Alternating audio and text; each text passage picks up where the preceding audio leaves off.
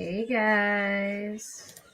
Alright, so FYI, I got all ready tonight for camera and then my webcam is acting stupid. So for any reason my camera falls off, I apologize. For some reason it keeps like unhooking in my I don't like if the wire even moves a little bit in the USB, it like unhooks and it's just acting stupid. But it's annoying me. I had to fix it like 7 times already, and I'm not going to keep doing it. Linda's early. Yay. Hi, Linda. Hey, Jen. Hey, K-Braze. Hey, Abra. Randy Man. What's up? So I found a lot of...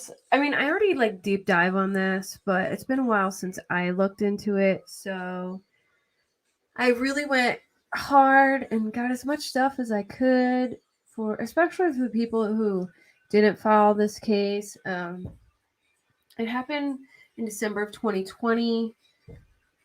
These 2 boys were reported missing by their foster parents, and now they have been arrested for the murder, and the trial is going to start March 20th. I think the jury selection starts then. So, I don't believe there's going to be cameras. I think it's just audio.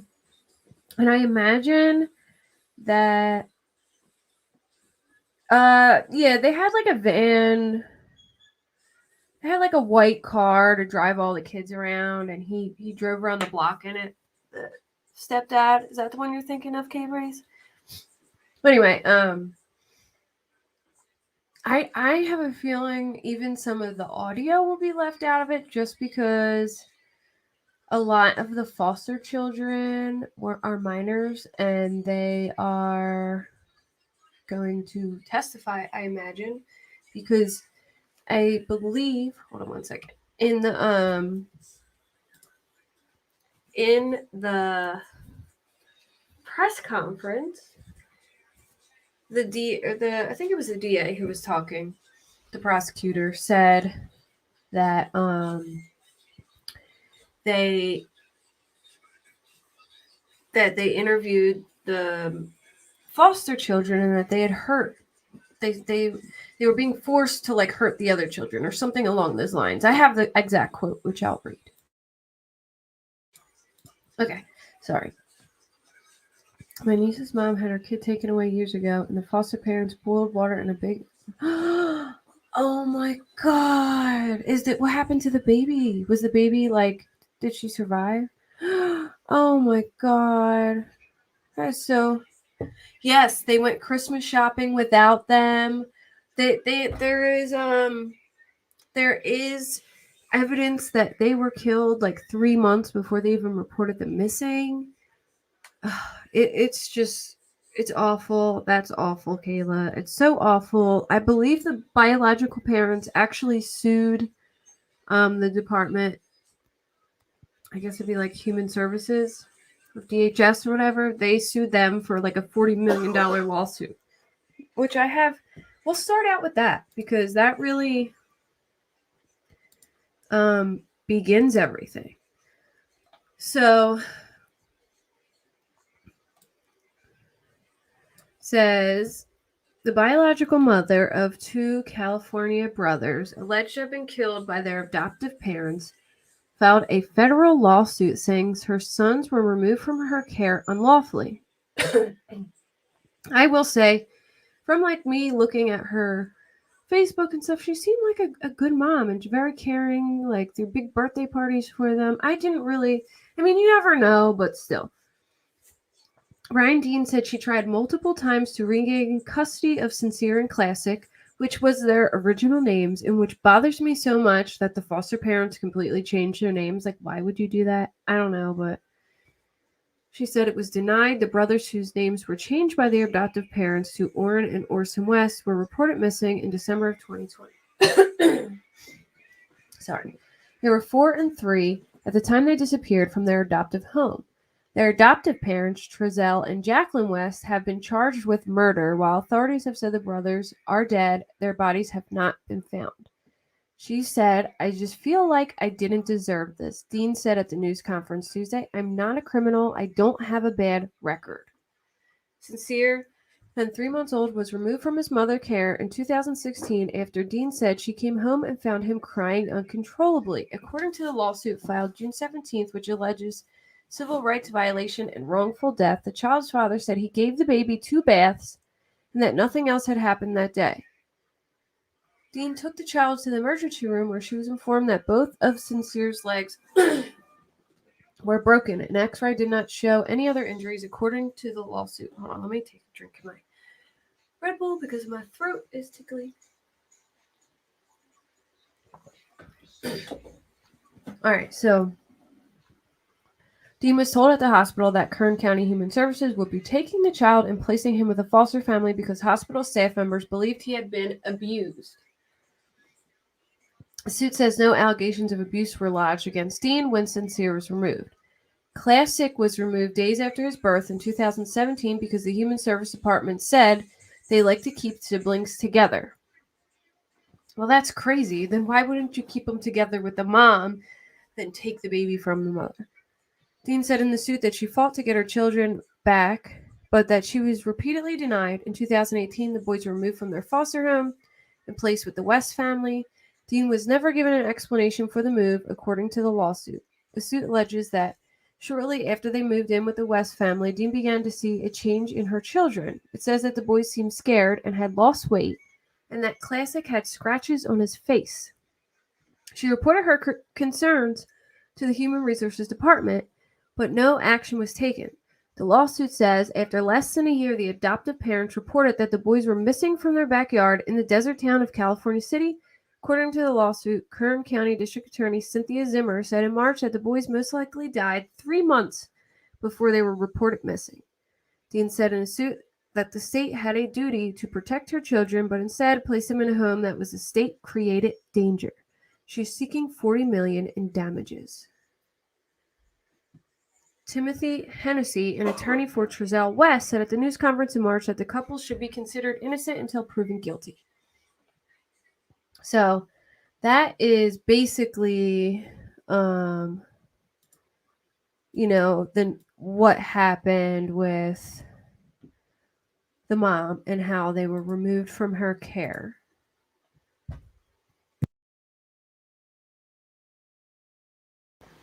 And, all right, so let's go into a timeline. And, I can show you guys a picture too here. Let's just put this up real quick. And I'll share my screen so you guys can see them. Hey, Beetle Maniac! I know, it breaks my heart too. You know what I was thinking the other day, Beetle Maniac? When I was looking at your channel? I was like, I need to go listen to Rocky Raccoon right now because I love that song. My uncle loves the Beatles and used to play that on the guitar for us, and I just love it. Okay, so here is a picture of them. Let me start down here.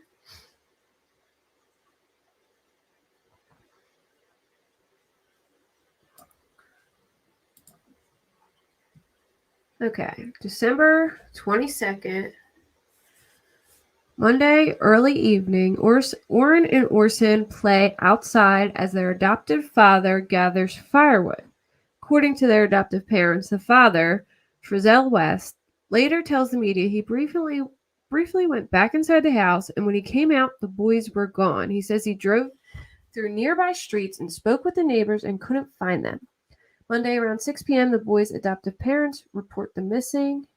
Monday around 8, California City Police send out a news release that provides a description of the boys, but not their names or photographs. That information is released hours later. Monday night, volunteers and police search the area where the boys went missing. Police bring canines to the home. The dogs find the boys scent inside the house, but not outdoors. Hey, Ryan.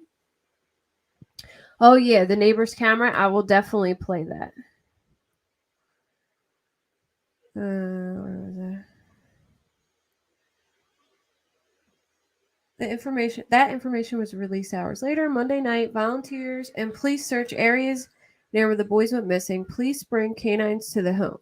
The dogs find the boys' scent inside the house, but not outdoors. Tuesday around 9 a.m., with daylight, volunteers continue to search and spread through the surrounding area. They find nothing. Tuesday afternoon, police take the adopted parents in for further questioning. Hey, Amelia. I know, I am too, and I hope we get to see a lot at the trial, but I just feel like we're not going to, but we can hope. All right, so if I remember correctly, it is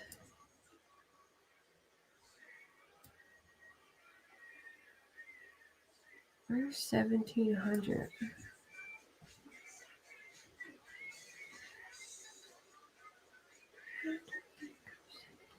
On this side? No. Or 10700. All right, I'm looking. I'd have to be on the even side, but this map is weird.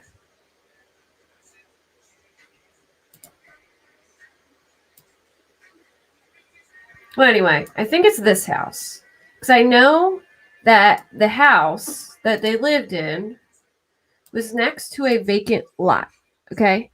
So I think it is this one. I wish I could see if there was a...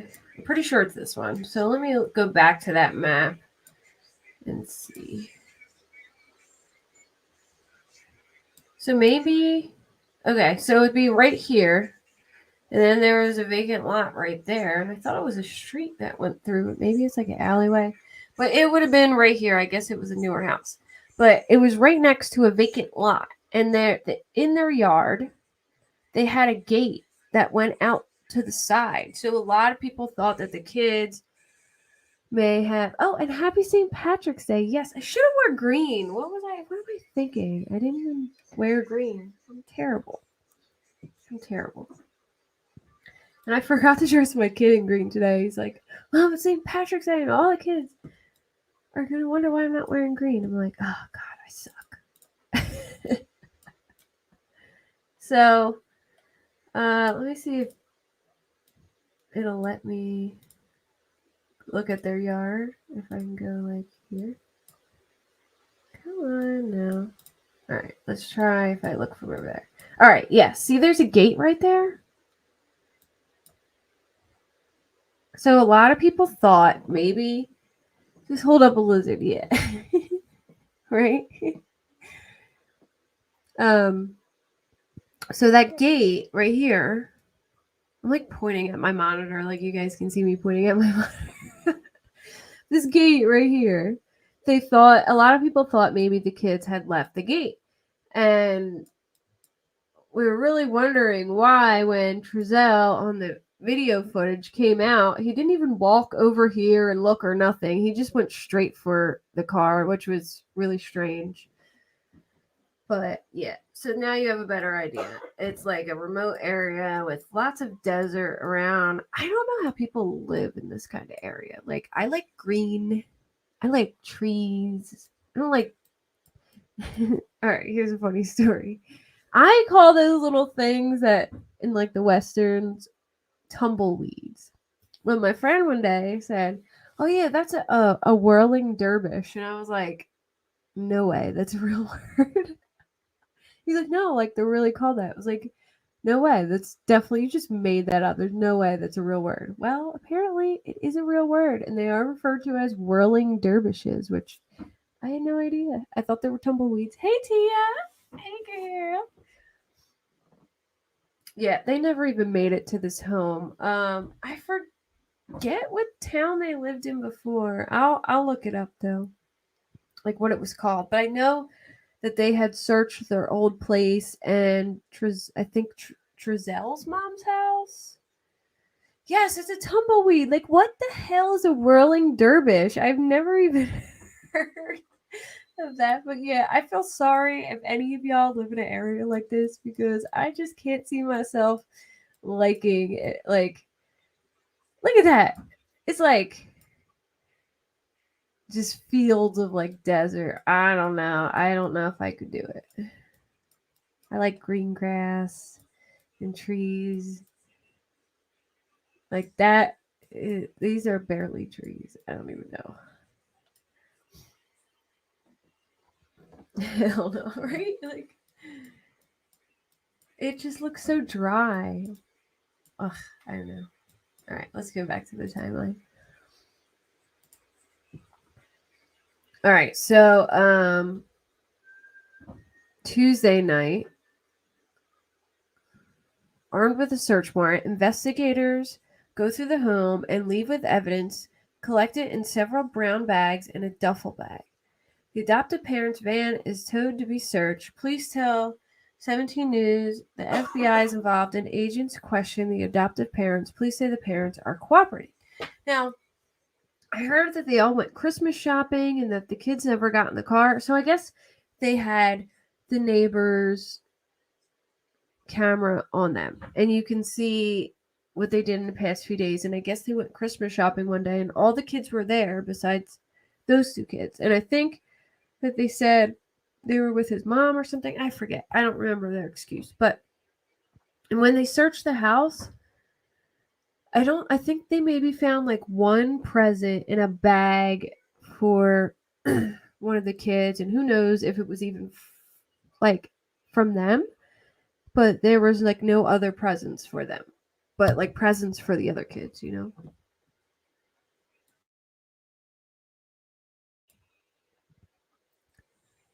Oh, so you know, but that's the Inland Empire. It's mostly desert. Yeah, I don't know if I could do no mowing the sand, right? Just grab a broom. Make like sandcastle, like a giant sandcastle outside your house to showcase it. That'd be pretty cool. That's probably what I would do. Just like make sandcastle bushes outside my house. The present was staged. Okay, I knew like, but it was weird. They didn't have any other presents. I wasn't sure if it was staged or if it was from somebody else, but I know they had like one present for the one kid. Um, Wednesday afternoon, the adopted parents speak with the media. Trezell and Jacqueline West say they were told by police Monday to stay in their home during the search. Trezell West explains how the boys went missing, and the couple say they fostered the boys in 2018, then adopted them in 2019. They say they have two other adopted children and two biological children, all of whom have been removed from the home since the investigation began. The couple say their cell phones and other technological devices were seized by police. Wednesday afternoon, police searched the home again. Hey, LFT. Hey, hey. Yeah, sand is the worst. And you know what I hate? You know what I really hate? Oh my gosh. All right. So let me just give you a little story. My one lizard lays eggs like a mad woman. It'd be like month after month after month, just laying eggs. Boom, boom, boom. So I have to just keep this tub of sand in her tank because she will like turn into a crazy woman and just start digging for a whole month because it's her instinct to like dig holes. And she'll like dig a hole, but kind of like make it like a cave. And then she'll back in there and lay her eggs. Well, anyways, my son thinks it is like a sandbox for the house and always plays with it and gets sand all over my floor. And sand is so hard to clean up. And when you step on it, it like sticks to your feet and it gets on everything. And I literally lose my mind because he'll get it everywhere and then somebody will step in it and then he'll track it everywhere and then sand. I'll just feel sand all over my floor and I can't get rid of it. It takes forever. So I hate giving her the sandbox, but I have to. So it's just a nightmare all around. But he loves that box and he gets it everywhere. So that would drive me crazy too. If sand got tracked in my house, I would be like a crazy person. The kids went to the grandparents' home, but not Orrin and Orson. Also, they said they took the kids shopping, but on the neighbors' cameras, Orrin and Orson were never seen. Yes, I seen that when they all got into the van and they never got into the van to go shopping. Yes. I'll find that footage. I know it's somewhere. I know that one. What was that one guy who heavily filed it? I can't, the clock something, or what was their names? You know what I'm talking about? Remember that guy who extensively covered it? He was from the area. They were like a group.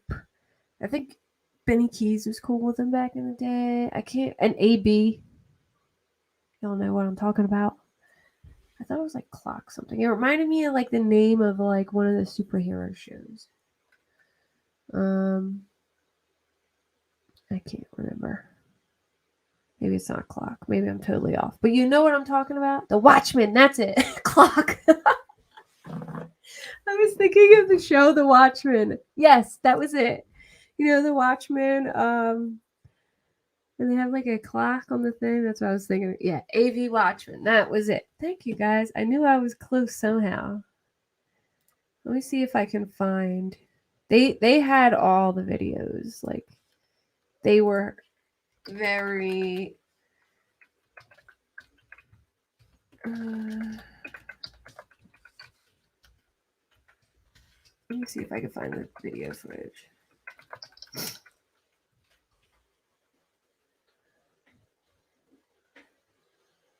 Here it is. And then all of a sudden, it just... I remember going through their videos and it took... Okay, here it is. This is it. I got it. All right, so keep in mind that he told... I should play their interview first, but whatever. I will play it next. But basically in their interview, he says he went and got firewood and then they were gone. And then he went back outside, or he went outside and he walked around the whole neighborhood looking, knocking on neighbors' doors, this and that. And then in this video footage, he doesn't do that. Like, he does the exact opposite. So, yes, that was it, Annie and Jen. Yes. He was very passionate about these boys. He did a good job. Wasn't like didn't he, maybe I was thinking AB because he was AV Watchman, but didn't he like have a group of people that he did? It wasn't, what's his name? Like Benny going to that area? Isn't that where Benny started? Or am I totally wrong? Maybe I'm getting it mixed up with later with the Cash Gurn and stuff, but okay.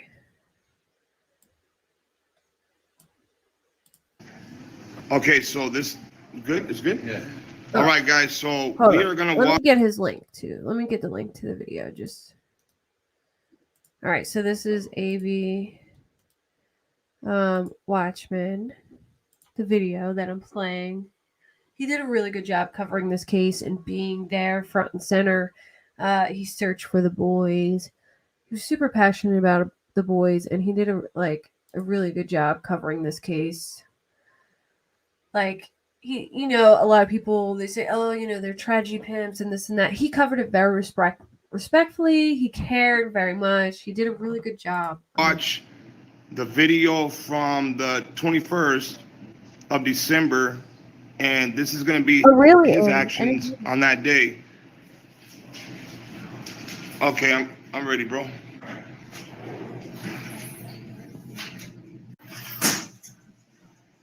All right, so it's 4:30 right now. This is when he reports his kids missing. That's his house. That's his truck right there. His van that was parked in front of the house. It's really hard to see, but I think he. Hey, you think, is there any way, bro, not to bug? Yeah. Is there any way we can hit the light?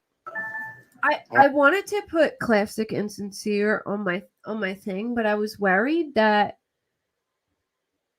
people might not know what I was talking about if I put that. So, but it does make me very angry that they changed their names, because why would you do that to a kid? You know what I mean? Like a 3-year-old, they know their name. Like my kid, I had whole conversations with my child at 3. You know what I mean? Like he knew his name at 3. Why would you change a child's name to something completely different? It just bothers me so bad, and it literally almost feels like an abusive tactic to me, like to separate them from their prior family or something. And it infuriates me, but I only, put their names just so people would know what I was talking about. But I did want to put Classic and Sincere instead of Orrin and Orson. But I know that so many people know it as like the Orrin and Orson West case,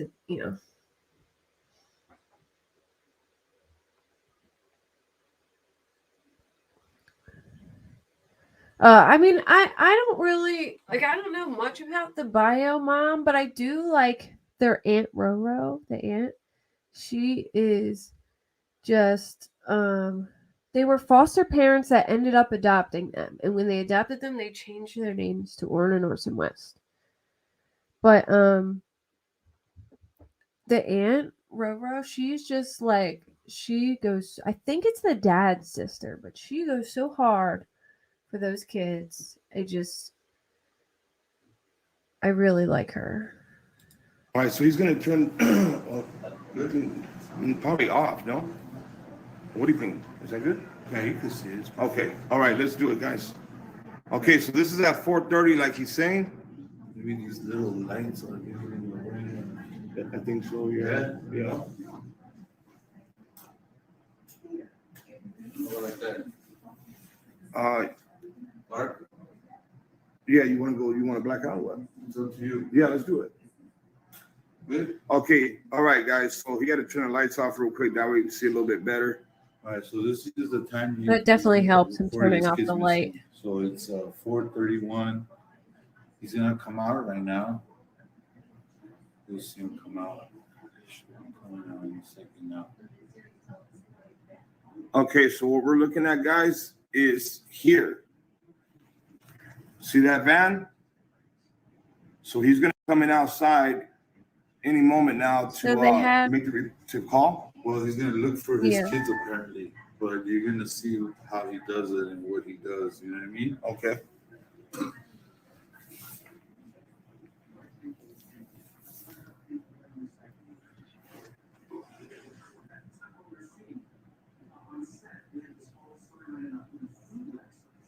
There you go. So the light came on. You see it? Which in the I'm not really sure, K-Brace, but I will say some things I just don't understand. Like, there is a lot of parents and step parents and foster parents who will single out a child and just abuse one child, but like the rest of them.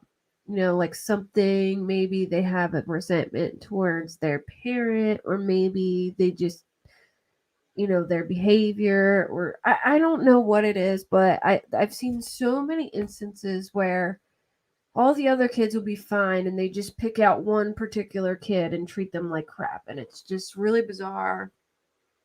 I don't know why them, and I don't know if the other kids were abused or not, but yeah, maybe because they were the youngest. I don't know, but I'm not sure if the other kids were abused, but it sounds like, from what I believe it was the DA said, was that they had the foster kid, they forced the other foster kids to like beat up on these kids. That's what it sounded like to me anyway, which I will play the press conference so you can hear it for yourselves and you can take out what you make of it, but that's what it, like, I interpret it as. Front? Yeah, the front little, like, he opened this front side door. You see the door open? Okay, the door's open to the van. Yep. Yeah, you see it? Yep. So he's gonna hop in his van right now.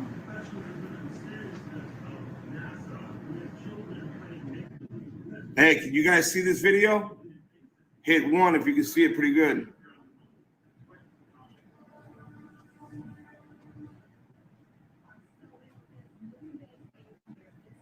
Okay, so he turns his van on, bro. Okay. So apparently he's looking for his kid, but it takes him about a minute just to sit in his van and turn his car on. You know what I mean? Okay. And he didn't even look in the front yard, nowhere on the sides. You see it? Nothing. He didn't come up the street. So he hops in his van. I mean, Look I at. don't think he's going in a speed where you're searching for somebody. You're going pretty fast. You know what I mean? You Yeah, already yeah. made that turn right there. You're not looking for nobody. You know what I mean? Okay, where's So he going? He makes that turn, right? That right here by his So, house. I mean, Okay. you gotta figure your kids are missing. You don't know which direction they went, right? Right. So he takes off that direction for I don't know what reason. Oh, you know what? Now that I think of it, was it Doug that was out there too? There was another YouTuber that went out with the Watchmen. Maybe it was Doug. And I'm getting it totally wrong here, but I know there was like another YouTuber that was out, like went out there too and was also covering it. Maybe it's him. This happened in California City, Glenjamin. To recap real quick, 2 young boys were taken from their mother by CPS and were being fostered by this family who eventually adopted them, and then they're now arrested for their murder. They reported them missing, but they had evidence that they died 3 months before they even moved here. The dad said he was out getting firewood and the kids were playing outside, and he went inside for a brief moment and they were gone. And then he said he ran around the neighborhood looking for them and knocked on the neighbors' doors. And we're watching the video right now where when he claims at the time this happened, it's very clear he doesn't run around knocking on neighbors' doors or anything. He just gets in his car and he simply drives around the block and comes back. So he basically lied. I don't even think he was in his yard, but Looking for his kids, but we got lights, Christmas lights on this side. We got a big open lot. He's got his fence line right here. He Right. didn't come out to look behind his fence He didn't do line. none of that shit. None of that shit. He Covered jumped. I this mean, your kid missing. Why would you extensively. jump in your car? Yeah. You're gonna. Yeah, walk of around, course. correct. You guys have seen that, right, guys? So he walks out. He freaking gets in the van. He doesn't even come to look in this area here. No neighbors. He's not running down the street, freaking looking this way. He's not running that way. He sits in the car. He sits in the car. He gets in, starts it up, warms it up for a little bit, and then he just casually drives out. So about 4 minutes, he's gone. So maybe fast forward. Okay? Yeah, I appreciate you doing this. So we go. hey, Lori. All right, guys. So this is a neighbor, man. This dude's awesome. He has it on. So Wait, I see the van is just there right now. So this is 35. Who's this? What's this? It's just a shadow. It looks like a car, but it's not. It's just a shadow right there. Okay. You know what I mean? So That's a shadow, bro? yeah, bro. Is that him right there? I know it looks like a car, but it's not. Right there?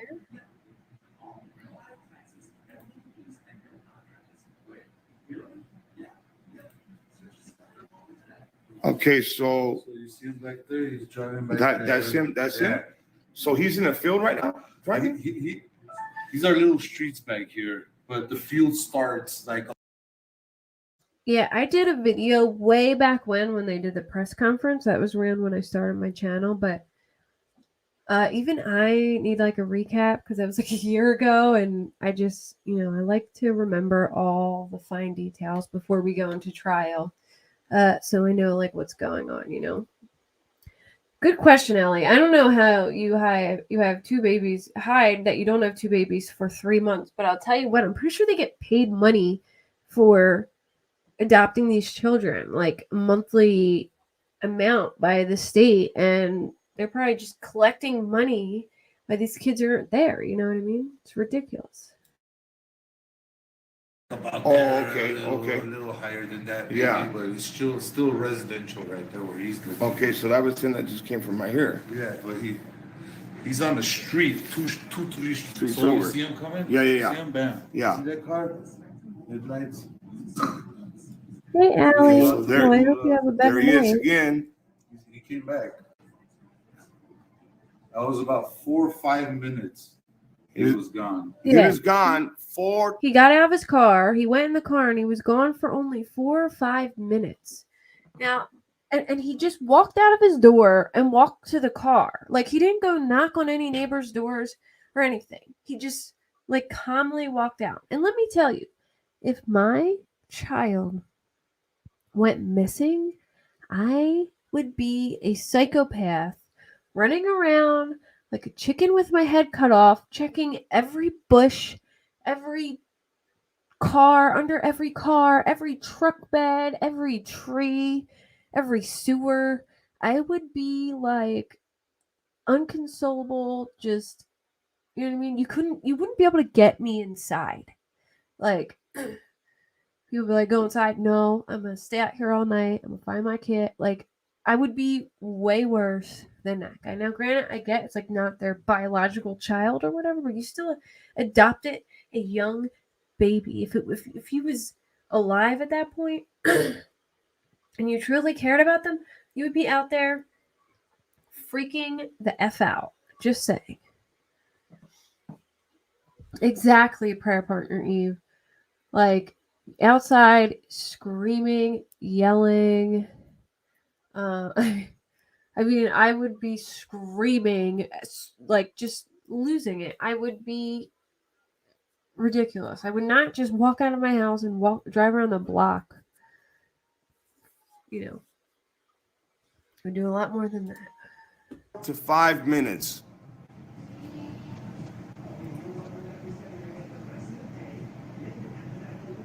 And as you guys see, even on the timestamp as well, he was only gone for maybe 4 to 5 minutes. Boom, there he is. So he comes, opens the door,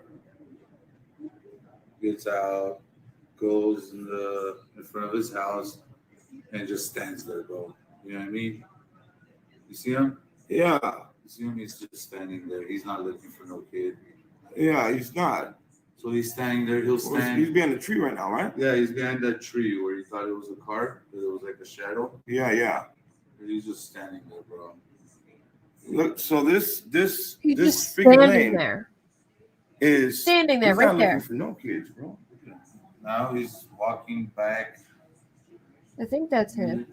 He's not looking for nobody. You see him. He didn't come this way. Oh He didn't no! look on Wait, that is that fence. him No. right there by the car? And you could that see might his be- backyard. Yeah, If anybody walks in that backyard, you would have seen shadows. You know what I mean? right. So he's not even in his backyard looking for no kids. Yeah. None. What was that? I just see something Yeah, it move was right a there. dog. It was Oh, a okay, dog. dog. So if you see the dog again? Yeah, you can see the dog. Yeah, so if it was a human, you would have see them. seen Oh, it way so- better, bro. course. You Sorry, I see a little can't see dog, that you know? good. Yeah, Yeah. you didn't even So look. you would have seen Not at all. somebody back there. Yeah, I was looking. wondering that too, And he's Lori. got a Like, big backyard. why? You know what I mean? Yeah, yeah. Shed. Maybe they live far Back away. I shed don't know. I behind don't it, know you know what I what mean? the deal is. So he's still right now. Is he on the phone right now or? So what happens is he pretty much stands there right in front of his house for about another 5 to 6 minutes when the cops pulled up. Is that him? So that at this glare? point, I believe you already called the cops. Okay. Assuming from the reaction time. It's and hard the to see arrival on my time of screen. the It's different on the police, you know? phone because it's a lot more Right. like And I appreciate you guys tuning in. Thank you guys for doing that. Spread out. It's more Spread the blurred. word. Let other people know that we are alive, and by doing that, Okay, so you've seen that. But if you guys really want to like really deep dive and get into it again, I would suggest going through all of AV's videos because he was like there with all doing all the searches, talking to all the neighbors. I mean, he really did a good job covering that case, and I really appreciate. This is the video I just had on. There's a link to the video, but obviously when you click on that, you could access his channel through there. Just but he just did such a good job, and I think he did it so respectfully, and I just really appreciate his coverage of it.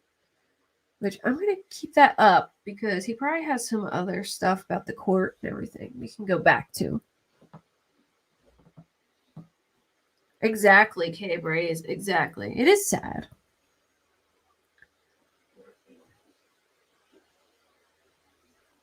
All right, so now we're at December 23rd, Wednesday. The boys' adoptive parents, Trezell and Jacqueline West, discuss the case with the media.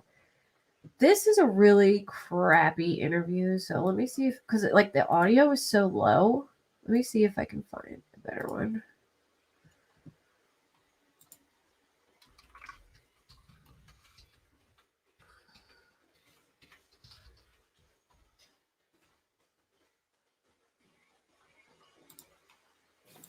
We just want to thank everyone in the community for all the support we've seen. Darn it. We've felt so It's helpless, just low.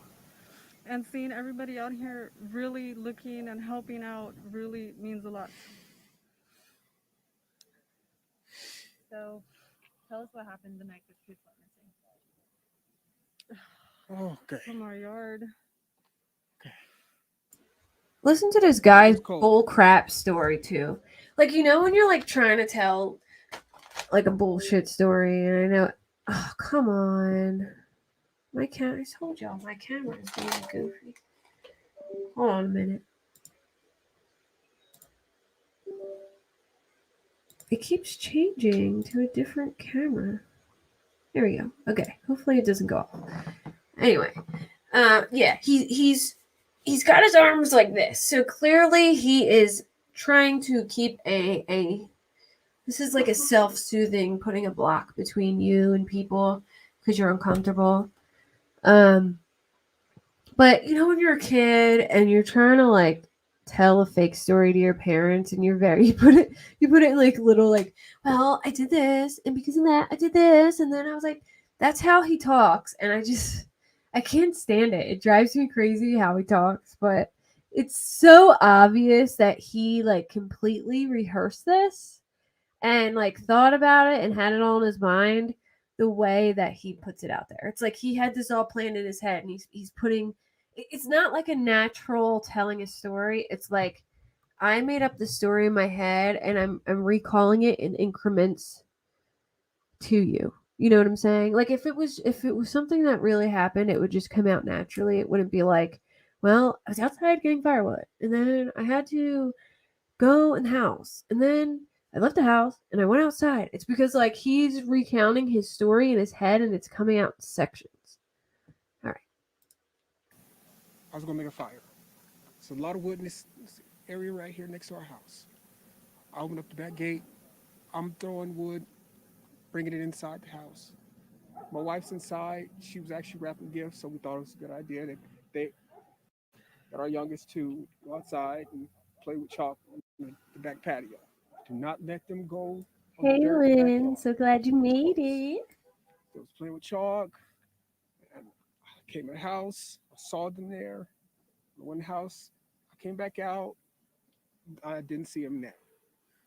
Oh, and I that mask. They're definitely well, no, I guess they had to wear masks then, asked but my he's wife, like, did you what in see the the hell? boys? She said, no, they should be outside playing with chalk. I said, well, I didn't see them. So I came back outside and I started searching my backyard. I searched the whole thing. I realized that I left the gate open and I panicked, came inside the house, searched the house, me and my wife. Here's my problem with that. If you realized you left the gate open, why did you never even bother to go look over by that gate? When he pulled out, he went the opposite way that the kids would have went. If they like the gate was like on the side of the house, and he went like, here's the gate over here, and he went that way. Like he went the total opposite direction of the gate. How does that make sense? Like if you leave the gate open and you suspect that your children went out of that gate, why was you driving the other direction? Like nothing adds up. Oh, the dog's name is Chalk? I didn't know that. I thought he said they were outside playing with sidewalk chalk. But they were playing with the dog chalk. Okay, I didn't know that. Thank you, Lori. I had no idea. Oh, so rehearsed. It's it's a script. Once that hadn't pan out, I got in the van. I looked down the street, both directions. It was getting dark, getting cold, and I got in the van and I hit a bunch of corners. I went down this street. I turned my light on. I searched. I called their names. Talked to a gentleman on the street on the other side over there. He didn't see anything. So then I came home and I told my wife we need to call the cops. So he said he went out, he searched, he yelled their names, then he came back inside and told his wife to call the police. No, you didn't. We seen you on camera. You didn't do any of that shit. You went out and got in your car and drove around the block.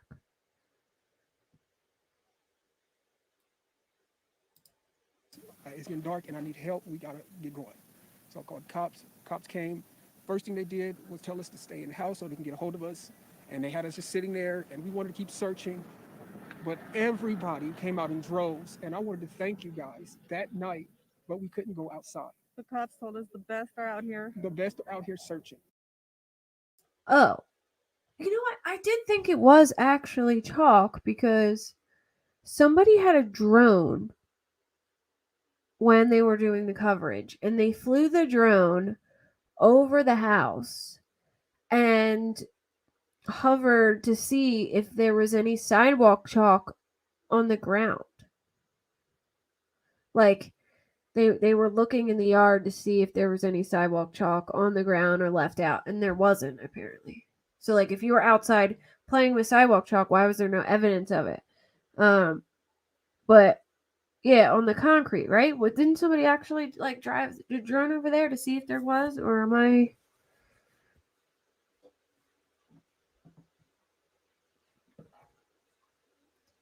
Did he do it so he could say he didn't? Probably. So he wouldn't. So they wouldn't say he was lying. You know what I mean? It is hard to watch, Beetle. And we appreciate it. And nobody ever could tell. We could never talk to anybody, and that was the issue. We just want to thank everybody. We really want to thank you guys. Please, if anybody has seen them, please call. Let somebody know. Call the cops. Call California the City Police Department. Call them and let them know what you've seen, if you see anything.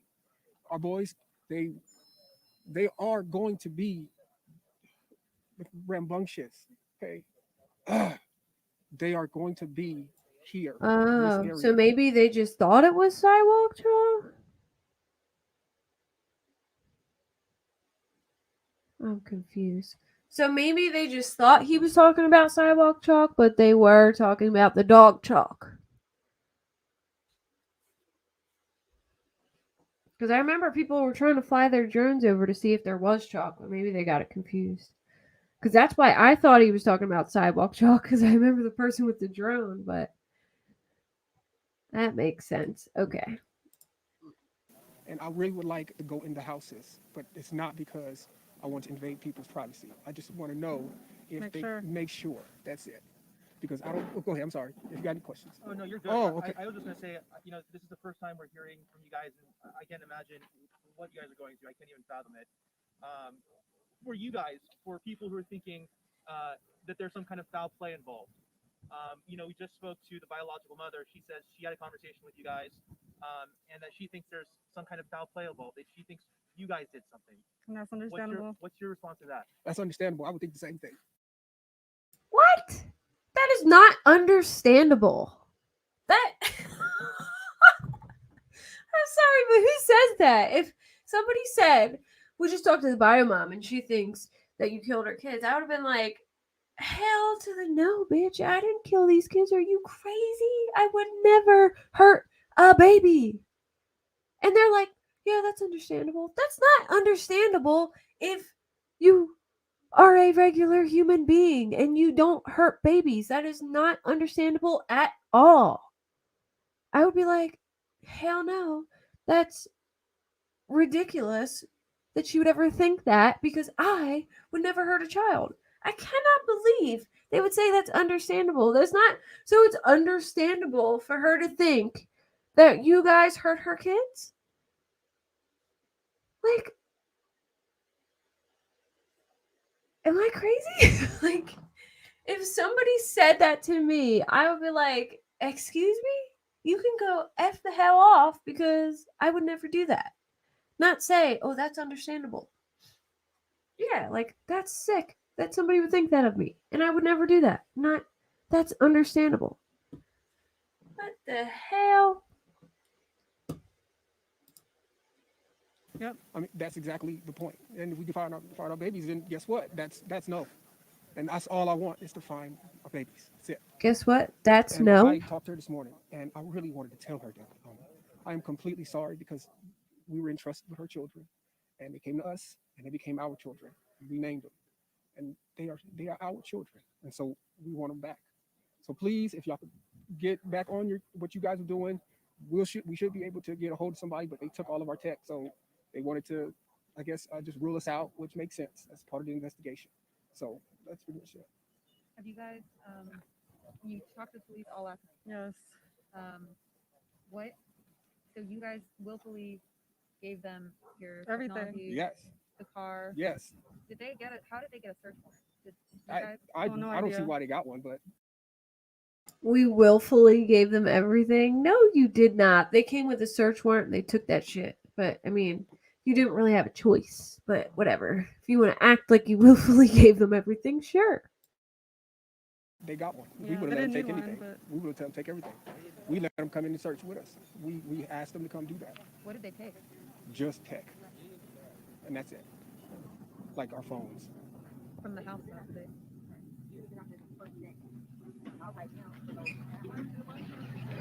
Oh, well, I guess, should I answer that? Or? Answer it does, yes. Okay.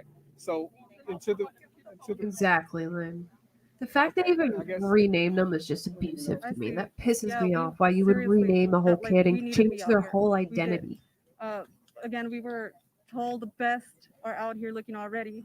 Just to stay put, they have more questions. There was literally a cop with us the whole time in there. He had sitting down.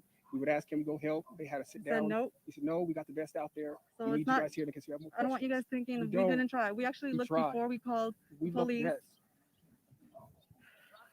And imagine the No, they mind-boggling did part not. of the search for information. What happened? Where are they? Yes. Et cetera, et cetera. And we're And just so we are able to present the information correctly, at what time did you guys notice your kids went missing? And at what time were they reported missing to the police? it's about I believe I think it was about 4:30, going on 5. It was getting dark, like I said, Five-ish. 5ish. That's about it. That's when everything played out. And then when did you guys call the police to report them missing? I don't. After we searched Yeah. a little bit around here, it was dark, so we definitely we got worried. Would you say it was maybe within an hour, a couple hours? No, it was within minutes of us getting finished with our search. It was within Yeah. minutes. Yeah, 4 minutes, bro. 4 minutes. What do you guys want people at Really home good? Oh, good. Because Dave heard it was about bad, Sarah. So I was like, I want to know how it is because we're going to go. even speaking about what you guys All are right, dealing sounds with? good. What do you Take your want them time, at girl. home Have to fun. understand about this whole situation? We're going through it. It's difficult. I mean, everybody's making their own their own conclusions. They don't know anything. We're not sure like everything. We're not sure. We said what we knew, and if anybody has seen them I think we're going to go see that or tomorrow. anything, please call the police department. Would you like to provide pictures, or do you have any? I have older pictures. All my newest were on my phone. I remember that, Lynn. I remember like the mom saying that she was like, trying to see them and stuff. So it would make sense why they had to do something because it was, closing in on them. Yes, neighbors said they never seen the kids playing outside. And when the DA said that like they were having the other kids like facilitate. Oh, thank you. Thank you, Jen. You're so sweet. You will love that. For sure. Well, we're caught between I think we're gonna see Scream this weekend, and then we'll take it to see Super Mario Brothers, which looks really cool. He likes that, so I'll use his candy money then. But so can somebody remind me what happened with that like loan? Who was that lady again? Wasn't there some lady who gave this dude like a loan to buy the house and he had to like pay her back, or was it to buy something? But it was like why would some lady give this man a loan? And she like totally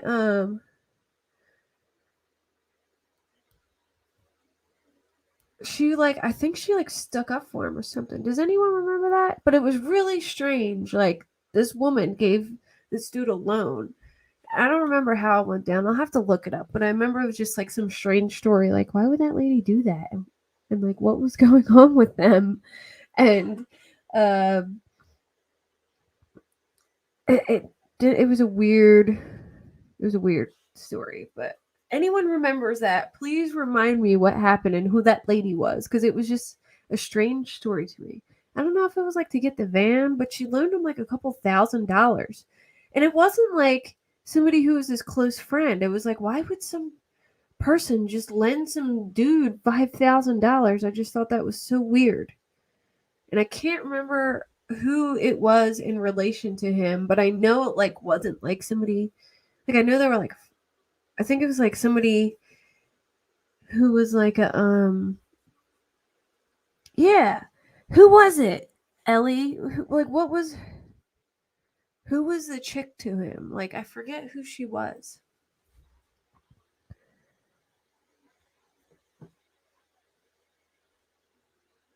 Yeah, they never. Okay, so they had just moved in this house. All right, so they had just moved. Oh yeah, the lady who we got the mortgage from, right? That like he the mortgage person. It was so strange. Like, why would a mortgage lady just lend some random dude $5,000 or something like that? I was like, that's so strange. Like, who does that? And anyway, all right, so Linda, let me break this down for you. They had lived somewhere else for a while, and then they relocated here, and they only lived in this area for like 3 months or so. And the neighbors had never seen the two kids playing in the yard. They seen the other ones, but not Classic and Sincere, aka Orrin and Orson. They never seen them. And they were never on camera getting in the car. They were just like non-existent. So they have evidence to believe that the boys were killed. I don't know if it was at the grandma's house or at the previous house they lived in, and they never moved with them to this new property. Part of me feels like they moved out here to separate themselves from there, and maybe the body's like in between, or it's out there in the desert. I don't know. Maybe just to get away from their old house. Something strange. Yeah, the realtor gave them a loan for the house. That was it. I was like, that is just so weird to me. Why some stranger wouldn't trust to lend somebody like $5,000 for him to pay back personally. It was so bizarre. Yeah, and the dog. So the dogs did hit in the house, but they probably had their clothes and things like that there. But there was no like DNA evidence in the house that they had lived there. The other kids went to visit grandma, and those two kids never went to grandma, so they just there's really nothing to show that they ever were at this new location. It seems as though they had, and I believe they know this because they have interviewed the biological children and the other foster children, and I think they have a lot of direct evidence based on that. And sadly, I think all of that testimony will probably they probably won't play the audio for it. I'll be surprised. Yeah, the realtor. Yep. You're right, Jen. I don't.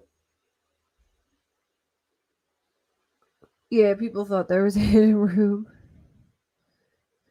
Yeah, Ellie, from the way that they described it in the indictment and the DA and everything, it seems as though the other children are witnesses and that these two forced the other kids to abuse Classic and Sincere, and that something happened in anger and the kids were killed.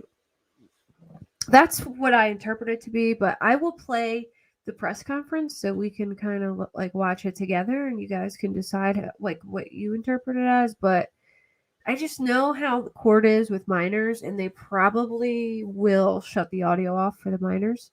I'm just assuming that that's what's going to happen. Hey, Nate.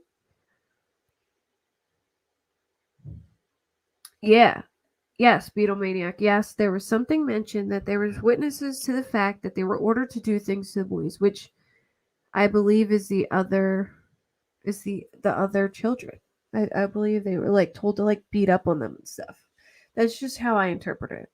But I was trying to find the indictment and I couldn't find the indictment, but they talk about it in the press conference. But if anyone knows where I can find the indictment, please let me know. Because I had it before. I wonder if I saved it. But usually what I'll do is like I'll just read it off something and then I should start saving them, honestly, but I don't know if I saved it. Let me see. I might have saved it then. It was so long ago. I hope I still have it.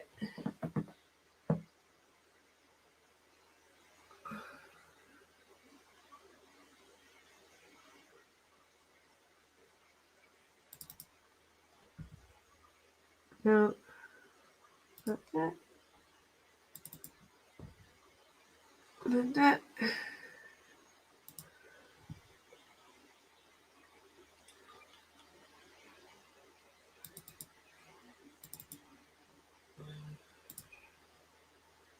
I don't think I have it.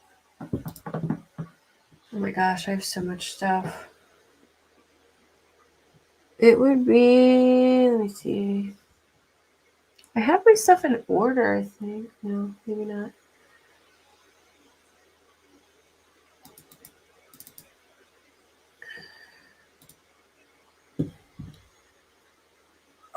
Oh, look what I found. Yes.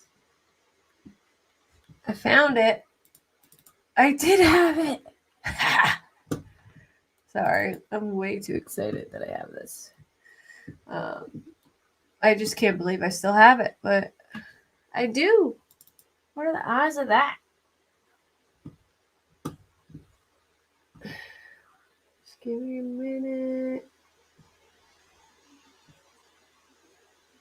I have something. I don't know what it is, but I have. I think it's the. All right.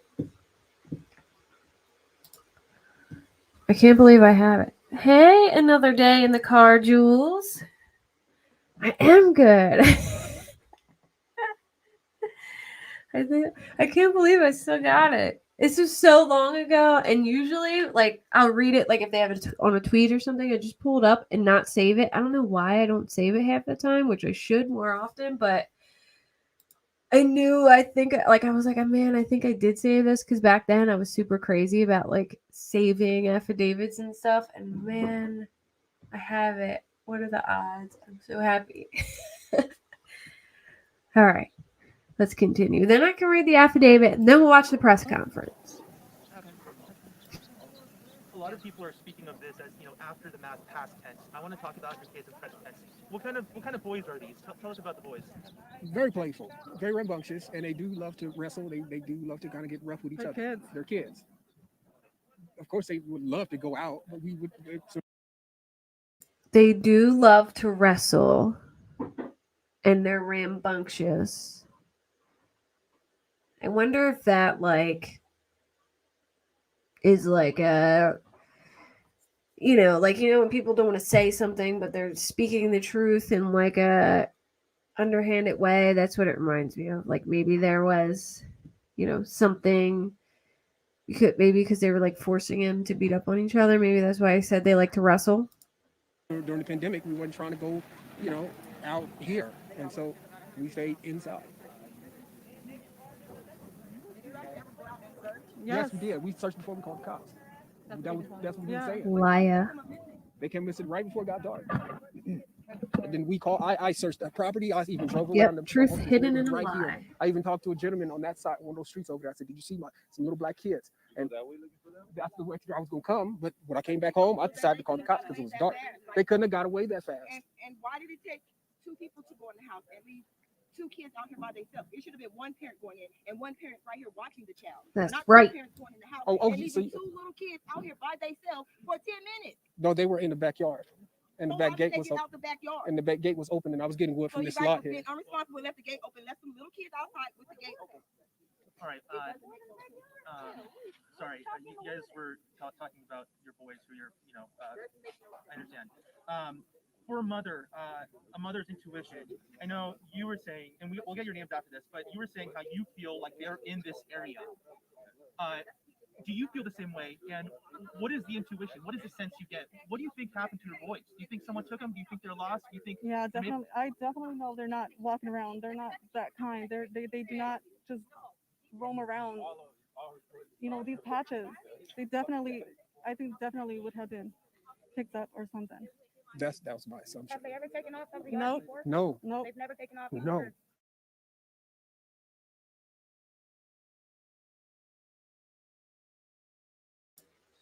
All right, sorry. Yeah, y'all should see like my file system. I have every case like has a folder, and then I have all their pictures and stuff in it. And I did have this. I was like, yes, yes. Okay. I have no idea what order this is in. Shit, hold on.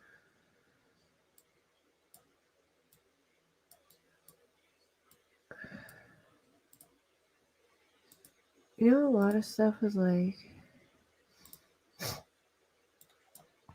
I don't know if I even have the whole thing or what, but. All right, so here is, let me zoom in. On or about September 1st, 2020 through September 30th, 2020, Trezell West and Jacqueline West did with malice and forethought murder. Okay, so it was planned then. It wasn't out of anger, I guess. So why second? Isn't second degree not forethought? Like, isn't first degree like it was planned, and second would be. Let me double check. I know first degree is like.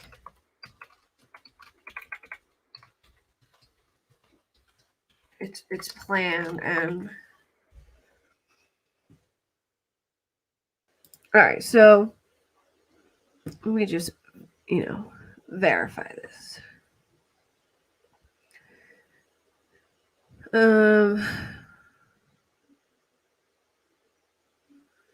Category of second degree murder generally includes murders committed with malicious intent to kill or cause grievously bodily harm, but not premeditated, and those that occur in the course of certain less serious felonies. So, I guess they're saying like maybe like due to abuse, they had malicious intent, but they didn't like premeditate it.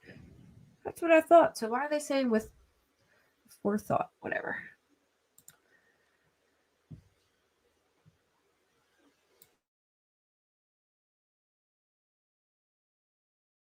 There were all kinds of false walls in this house, or different.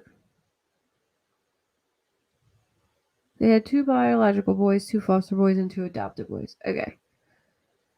But when they were buying the Cal City house, Trezell told the realtor they had 4 sons. Oh, the realtor who lent him that money, which is so strange to me. I wonder if he was like having an affair with the realtor or something. Like, why would like I don't know how, if like I could go up to some random realtor and just be like, hey, can you give me like a $5,000 loan? I promise I'll pay you back. And they're like, yeah, sure. Here's $5,000. I don't even know who you are. That just blew my mind. I mean, she obviously knew who he was and got to know him, but still, that's a lot of money to just be giving somebody. But anyway,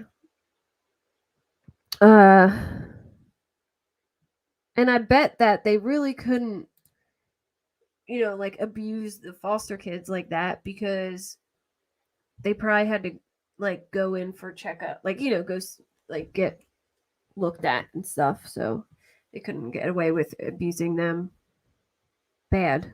I mean, I'm sure they could abuse them, but not as bad as the other ones,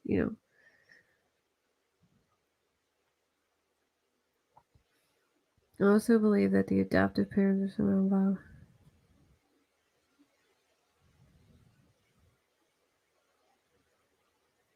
Yeah, I've never heard anyone giving somebody money for a house. Like, and it was just like, hey, yeah, pay me back. Like, hell no. Oh, the adoptive grandparents? Yeah, I believe that too. I think the grandmom, or I don't know. I know they talked about the grandmom a lot, and I do think that she knew.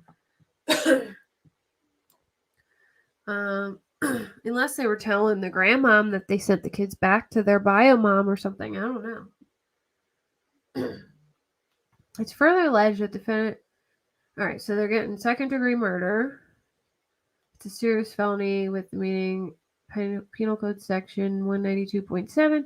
It's further alleged that defendant Trezell West and Jacqueline West committed a crime that involved great violence, threat of great bodily harm, or other acts disclosing a high degree of viciousness or cruelty, viciousness, or callousness with the meaning of California rules of court. So clearly they were abusing them pretty bad and being very cruel to them. It is further that the victim, Orrin West, was particularly vulnerable within the meaning of California rules of court. Oh, I know why there's double, because one for Orrin and one for Orson. I was like, why is there double? It is further alleged that the defendant Trezell West and Jacqueline West induced others to participate in the commission of the crime or occupied a position of leadership or dominance of other participants in its commission.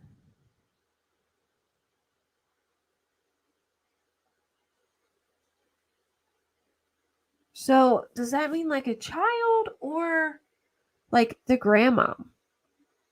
That kind of confuses me. I don't really like understand it, but me too, CC. I was so invested at the time when it was going on. I didn't have a channel then, but I did cover it again, and like when the press conference came out, and now I really wanted to go over it again because I really followed this case hard, and I do like when trials happen from old cases that I didn't get to cover when I didn't have a channel, because now I can go back and cover them, and I like it. Even though I already covered it like in the beginning of my channel, I like going back and covering them and doing recaps and just keeping the case out there and talking about it. Yeah, Linda, I know. I don't. Maybe she like lied for him. I don't know. 2 counts of second-degree murder in connection. Yeah. Oh, and 1 count of false reporting an emergency. So I'm just like confused if they're saying that they got the grandmom to participate in the commission of the crime. But it sounds like them saying occupied a position of leadership or dominance of other participants. It's like they made the kids do it. That's what I'm getting at. That's what it sounds like. I could be totally misinterpreting it, but is that what everybody else thinks? Like that's what it sounds like, right? That they were making them try and participate. I mean, I could be totally wrong, but that's what it sounds like to me. It is further alleged that the defendant Trezell West and Jacqueline West took advantage of a position of trust and confidence to commit the offense. All right, so that is 1.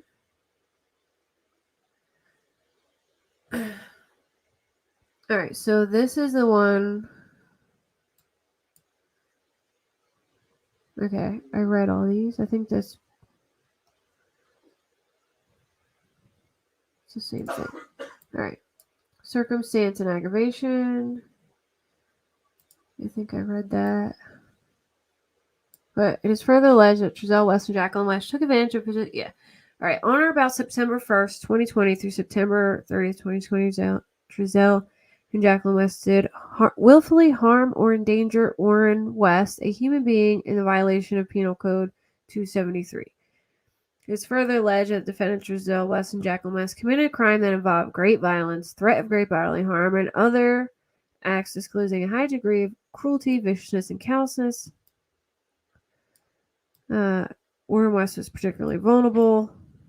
They were in a position of leadership.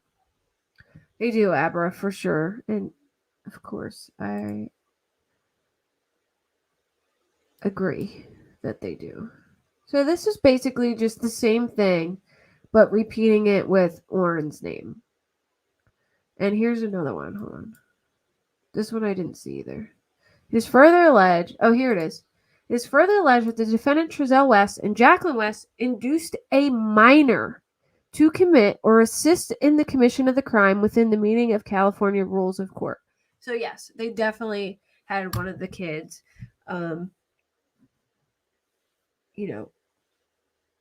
force them to take part in the crime. It is further alleged that defendant Trezell West and Jacqueline West threatened witnesses, unlawfully prevented or dissuaded witnesses from testifying. What does it say? Suborned, perjury, or in any way illegal interfered with the judicial process. So who? I guess they threatened the kids because the kids would be witnesses. I guess they threatened. I can't either. Beatlemaniac. So I'm guessing that they threatened the kids and tried to scare them to not testify.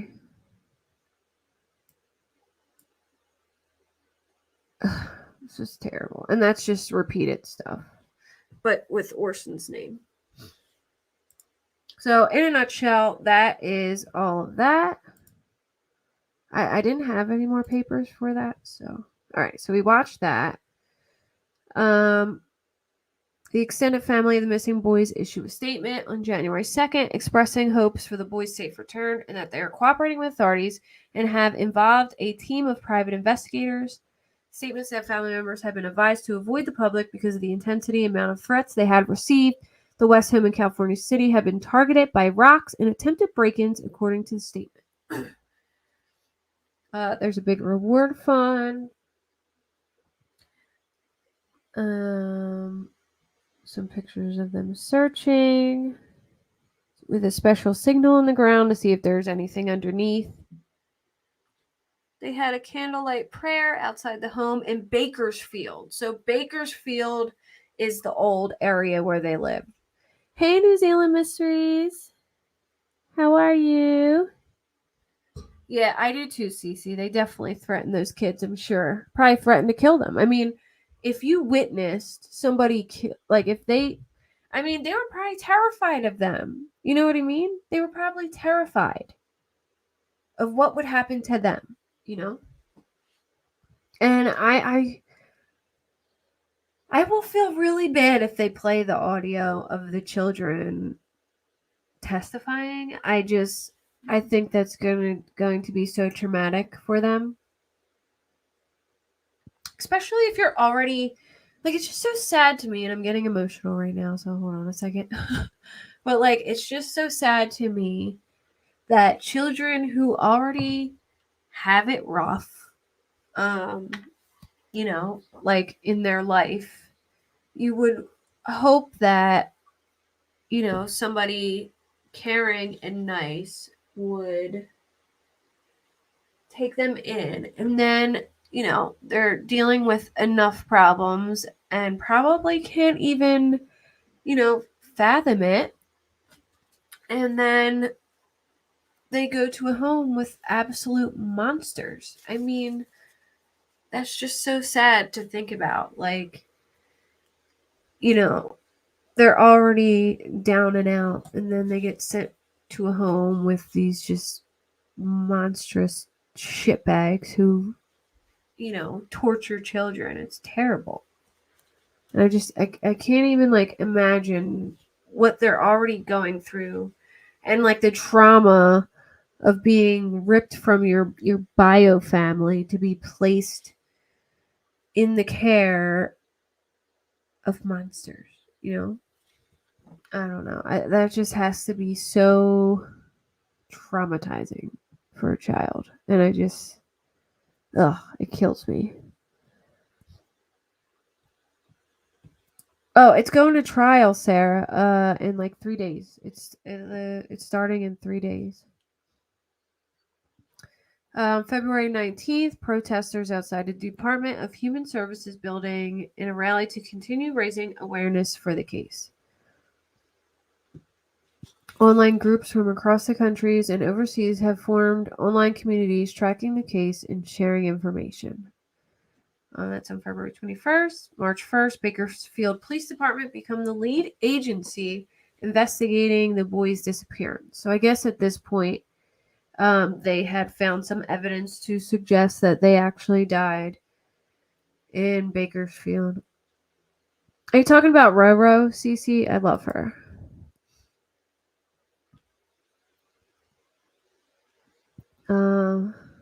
Bakersfield Police Chief discusses cases of 2 California city boys missing since December. March 3rd and March 6th, FBI and Bakersfield Police search for evidence related to Orrin and Orson West in southeast Bakersfield. They searched a field in the area of Cottonwood and East Pacheco Roads in connection with the investigation. The boys were not found, and police said they could not say what led them to the field because they need to preserve the integrity of investigations. Yeah, I know, Jules. It's terrible. It like breaks my heart to think of these, just like how traumatizing that's got to be for children to just like have, to just, obviously most kids are already in a bad way at that point. You're taken from your family because they're not taking care of you, right? Most kids. I mean, I guess some are taken not for the right reasons, and they, but most kids are have like a tough family life already, and then they get thrown into a situation where these people just care about getting money for a child, and they treat them like crap and abuse them, and they have no attachment to them whatsoever. It's sad. It's horrible. Yeah, and it's got to be totally traumatizing, even if your bio mom isn't the greatest mom. You still like have a connection with your mother and love your mother, so it's got to be hard. And then you got to hopefully you go to a better family, and then, which in most cases it does work out, but there's a lot of cases where this happens, and it's disgusting that people could even do it. Yep. It's just, makes me sick. Rumors around March 8th, rumors around Orrin and Orson West case lead to fighting among community members, 1 arrest. Speculation about what happened to the boys has resulted in online arguments and finger pointing and the arrest of a man on misdemeanor warrants after he had a confrontation with a neighbor. March 9th, a group pays for billboards in Kansas, asking for help in the case of missing California city boys. BPD serves search warrant at home of Orrin and Orson West. Orrin and Orson West's adopted grandmother. The department did not provide any additional information about the warrant, saying that limited information is being provided to protect the integrity of the investigation and ultimately safeguard any facts from being tainted. The public is strongly discouraged from making assumptions of guilt and dissemination of rumor and speculation. Yeah, apparently he had 2 broken legs, and that's why they took him away. And I mean, it could have been a total accident, like maybe slipped in the tub or something. I don't know. But if she was abusing him, then that's sad too. But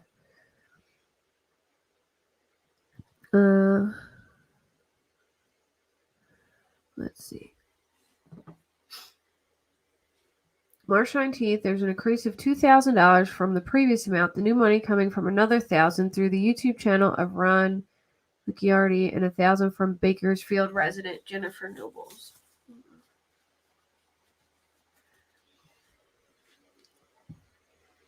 Adoptive grandma on March 28th. March 28th, Wanda West, the adoptive grandmother of Orrin and Orson West, released a statement asking the community continue searching for her grandson. She writes about losing Orrin and Orson, but also her 4 grandsons when Child Protective Services took them in protective custody. West pleads with the community to continue to search for Orrin and Orson. She wrote, "Someone knows exactly where Orrin and Orson are and what happened in December. Come forward. God and our family has already forgiven you, and you will be free from the guilt and burden I know you are carrying. These babies who are loved and have an entire future waiting for them to explore. Release them and yourself from this. All we want is our boys back. We can read the full statement here. What do you guys think? Do you think she was involved? Yeah, he was being babysat. I thought it was the bio father babysitting him. That's what it said in the article I read, that it was maybe her, like, I don't know about the kid's father, like maybe her boyfriend. I don't know.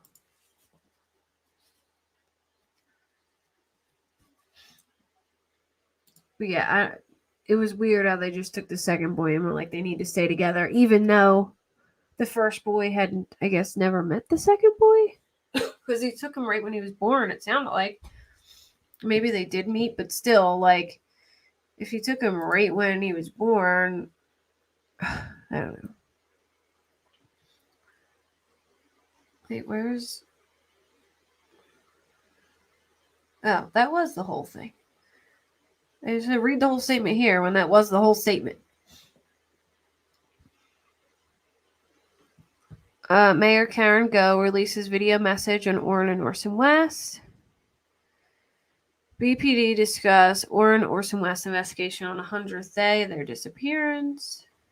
4 months after their April 21st, 4 months after their disappearance, community remains hopeful of finding the West boys.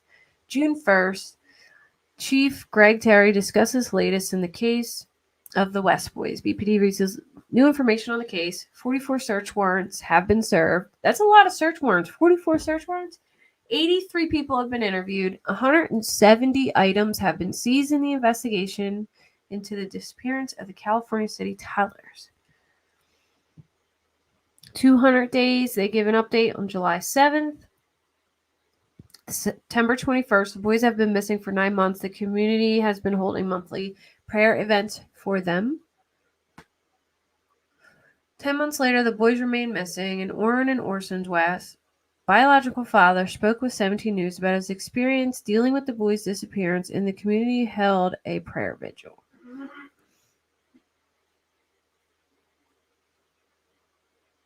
The mom went into premature labor, and the baby was taken. Okay. They have a toy drive on December 15th. So this is a whole year almost. And then 1 year later, boys' biological family file a lawsuit. That's the one where they ask for $40 million, and she says that the kids were taken, for reasons that weren't legit. That's the one I read in the beginning. March 1st, Trezell and Jacqueline West were indicted and charged with second-degree murder. They were arrested at 7 p.m. in western Kern County. Now, if I remember correctly, didn't they, have an idea that they were going to be arrested, and they tried to, leave in a, what do you call that? Like a mobile home? You know what I mean? Didn't that happen, or am I crazy? Didn't they pull them over on the side of the road and arrest them, and they were in one of those little mobile homes? Because they didn't have the kids. On March 2nd, DA Cynthia Zimmer held a press conference discussing the indictments and updates on the case. Although there were they took off in a travel trailer. Yes, okay. So I was remembering correctly. DA Cynthia Zimmer held a press conference discussing the indictments and update on the case. There were no bodies found. She said there was enough direct and circumstantial evidence to convince a grand jury that the boys were murdered. She also said the investigation revealed the boys had been murdered 3 months prior to being reported missing.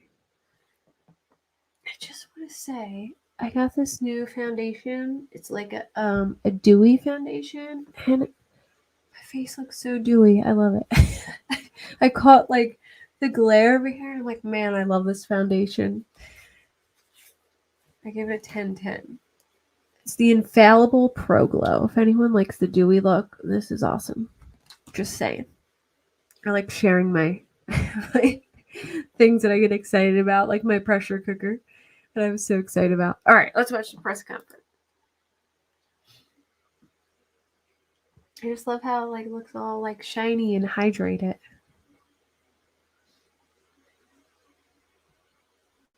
Where's the press conference? Is that...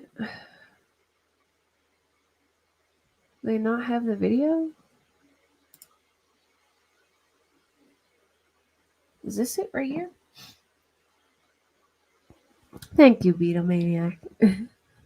I love the dewy look because I just feel like I feel like the matte makes my skin look dry. So I've been on this new dewy look kick. And this foundation is just the bomb.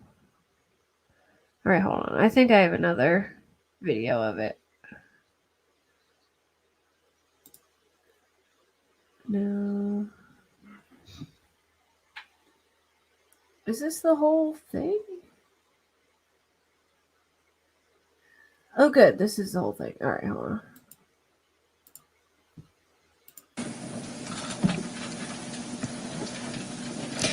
Good morning. My name is Cynthia Zimmer. Thank you, I am Lori. Kern County's district attorney. I have information about...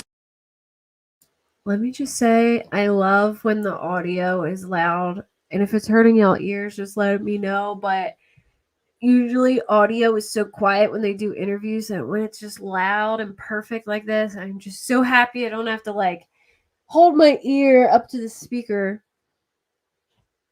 To get money, New Zealand mysteries. When you foster from the state and you adopt children, they give you money from the state, and a lot of people will have a ton of foster kids and treat them like crap just to get a paycheck for it.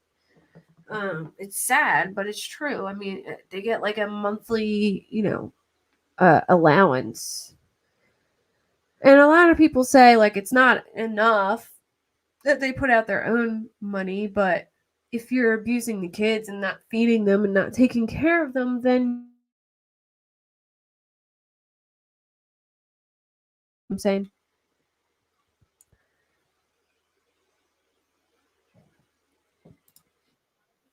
Orrin and Orson West, the two young boys who were reported missing from California City 14 months ago. On December 21st of 2020, Orrin was 4 years old and Orson was 3 years old.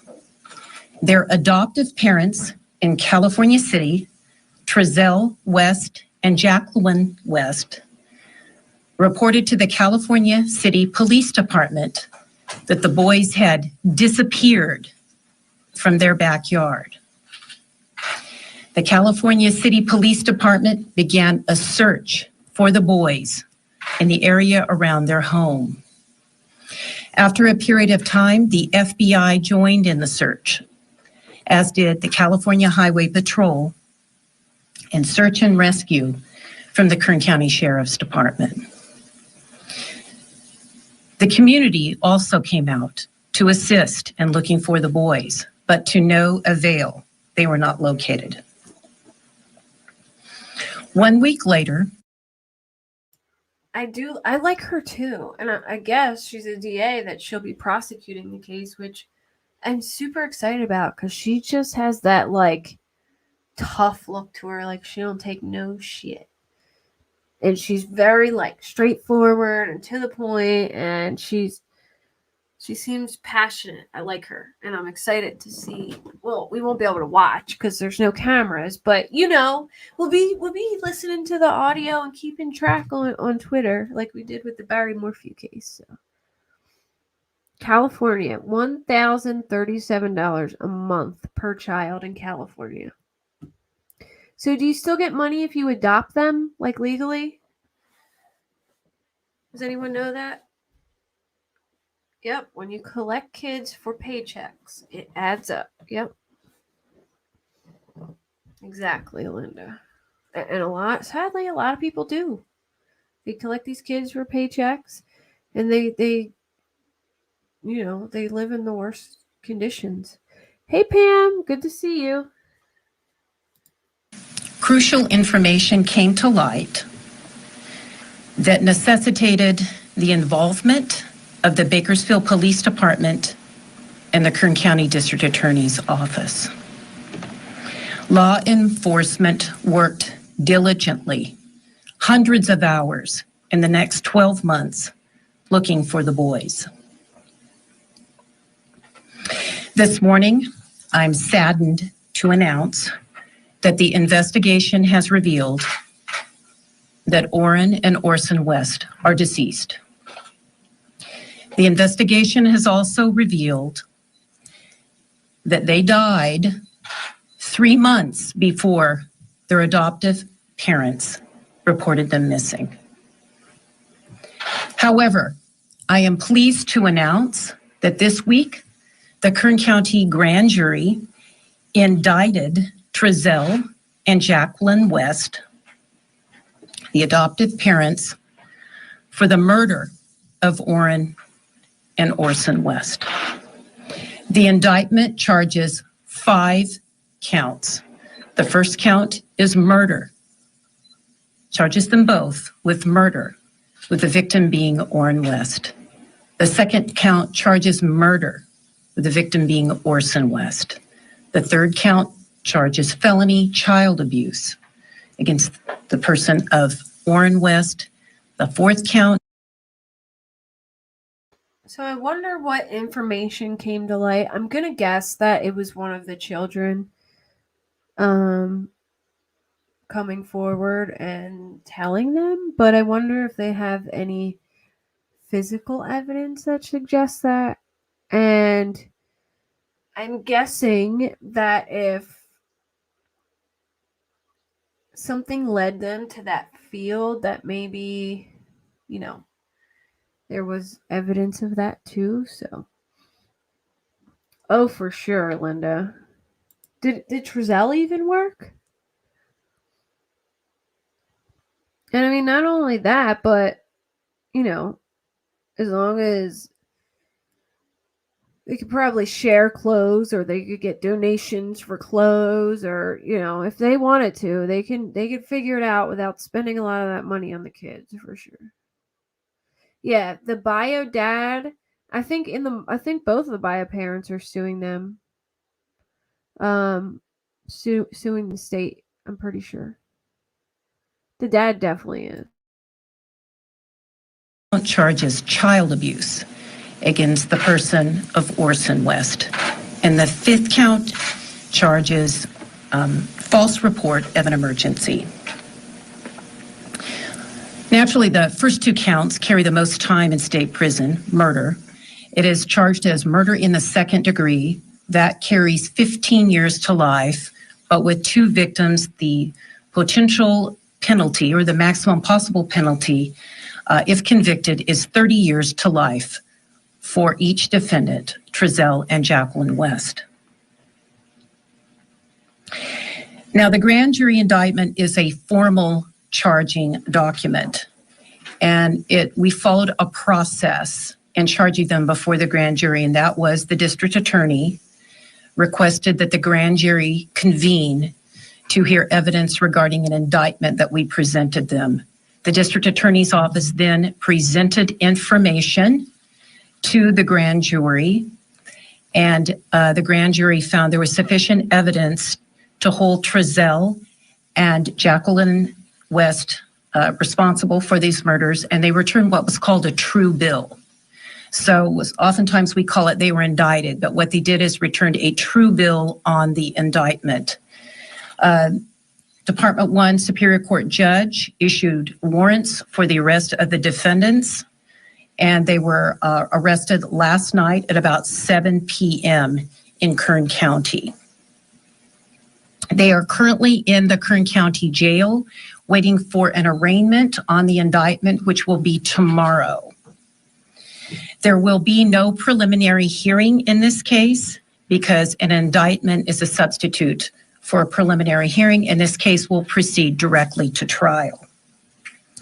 The announcement of an indictment in this case probably raises a lot of questions about the facts of the case and what you and the public would like to know.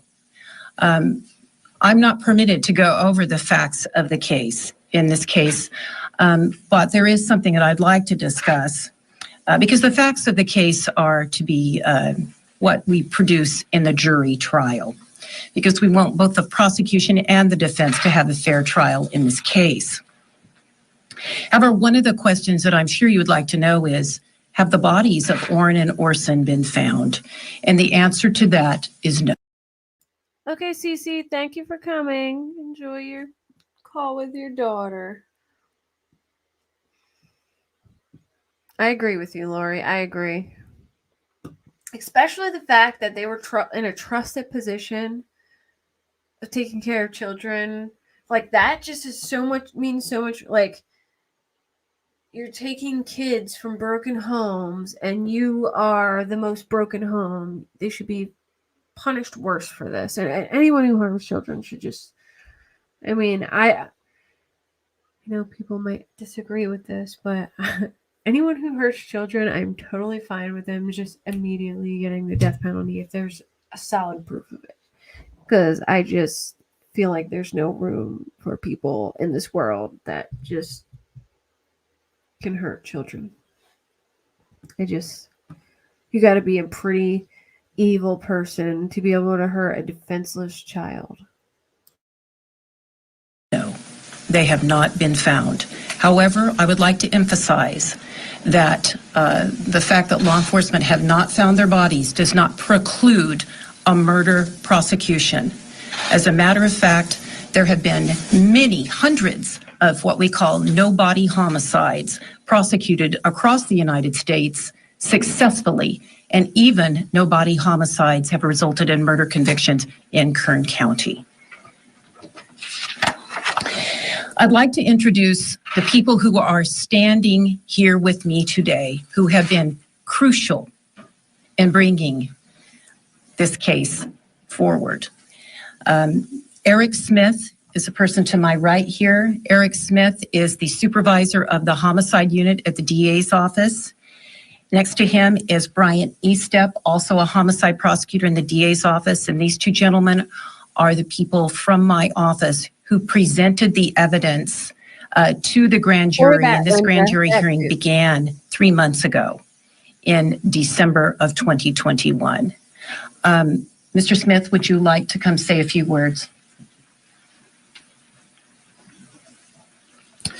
On behalf of myself and, of course, Deputy District Attorney Brian Estep, I would like to thank the allied agencies who worked tirelessly throughout this investigation. That includes also the Kern Regional Crime Lab and also the DA investigators in this case. Kern County Law. Thank you, Randy Man, for buying a membership. Welcome. Now you can have my little lizard stickers. I gotta think of something to do, like a members only thing. Maybe we'll have like a members only game night or something. That game night was so fun last time. I gotta do it again. I just keep putting it off because when I plan to go live, then I do like, oh, I could go live about this, and then I kind of forget about it. But it was so fun that night. We could definitely do a game night. And most people, if you like playing games, you can participate. We can play 14 people at a time, and the more people there is, the funner it is. It's this game called Gartic Phone, and if you didn't watch it last time, you have to all right, so it's kind of like Whisper Down the Lane, or have a lizard fashion show. You're right, that's a great idea. I have so many outfits too. It would be perfect. I have to, now that I have my own setup in a room, I could probably put something together a little easier in here with a table. Because before I had that curtain and it was just too hard, but now I could have a little lizard table with a carpet. That's a good idea. Lizard fashion show for sure. All right, let me continue. Law enforcement worked together at first in an attempt to locate Orrin and Orson West. And as that continued, it turned into the investigation into the disappearance and ultimately the homicide of the two boys. The lead investigative agencies, Bakersfield Police Department, California City Police Department, they worked tirelessly throughout the course of this over a year since this occurred to follow up on leads and complete the investigation. Investigation that was continued even throughout the grand jury hearing. The indictment itself took approximately 3 months. Over 50 witnesses testified during the course of the indictment. Much of those. That's a lot of witnesses at the indictment. I wonder who all testified. That's a lot. Witness's testimony was extremely emotional as it related to this case. But that's to be expected from a case that involves the murder of 2 innocent children. Thank you. Thank you, Mr. Smith. To my left are 2 chiefs of the lead agencies in this case that did most of the work. Bakersfield Police Chief Greg Terry and California City Police Chief John Walker. Chief Terry, would you like to say a few words? Thank you. Good morning, everyone. This is not the outcome that we and so many had hoped and prayed for over the last year. Our thoughts and prayers go out to the families of Orrin and Orson who, with this news today, their worst fears have been realized. I want to express my pride and appreciation to our homicide team who invested so.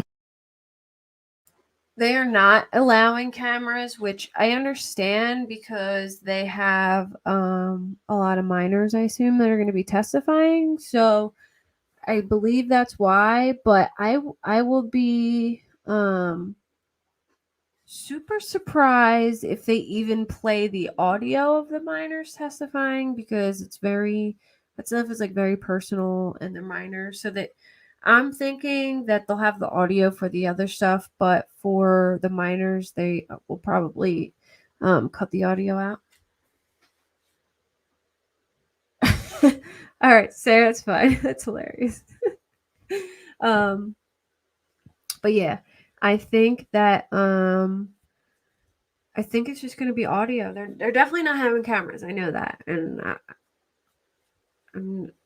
actually, there's going to be a lot that are not going to have cameras. They're not going to have cameras. Valor's not going to have cameras. Is Stalk having cameras? I don't remember. Does anyone know if Letitia Stalk's having cameras or not? I feel like we looked it up, but I don't remember the answer to that. I know Valo and the West boys are. And Delphi, I won't be surprised if they don't have cameras either. I won't be surprised. But if anyone knows if Letitia has cameras or not, please let me know, because I can't remember that answer, but I know I looked it up. Actually, when I'm playing this, I'm going to Google it. So much personally and professionally to find the truth in this investigation. We now realize that the search for the boys began after the real tragedy had already occurred. But it is the work and diligence of the investigators, our partners, California City Police Department, the FBI, the National Center for Missing and Exploited Children, and many, many other law enforcement agencies, community members, our own community members, and members of the public. That diligence, that refusal to give up is why we are here today. I also want to express my appreciation to our district attorney, Cindy Zimmer, for her leadership and for her. Only audio in the Stalk trial, too. What the hell? This sucks. But yeah, only audio for Stalk, too. So we're just going to have to be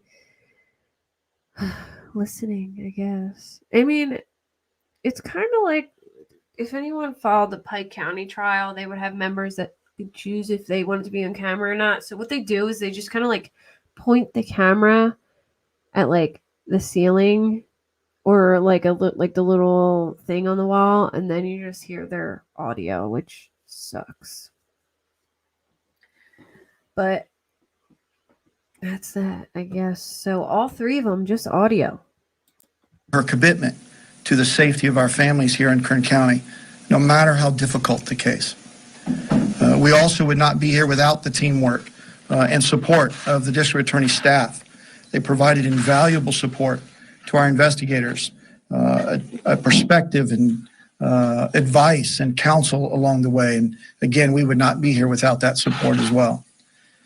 And the last thing I would say is this is not a resolution in this case. And there will not be a resolution completely in this case until these boys are brought home. Thank you, Chief Terry. Chief Walker, would you like to address the audience? Good morning. Thank you for being here. Let me emphasize, first and foremost, this is a tragedy, an absolute tragedy that was reported in my city, that two small boys could be killed by their parents.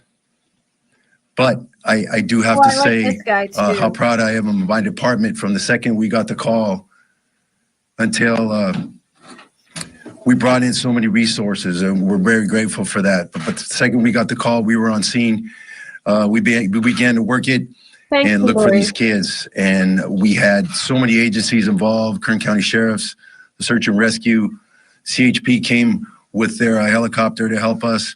But the citizens of Cal City came out in numbers to look for these kids.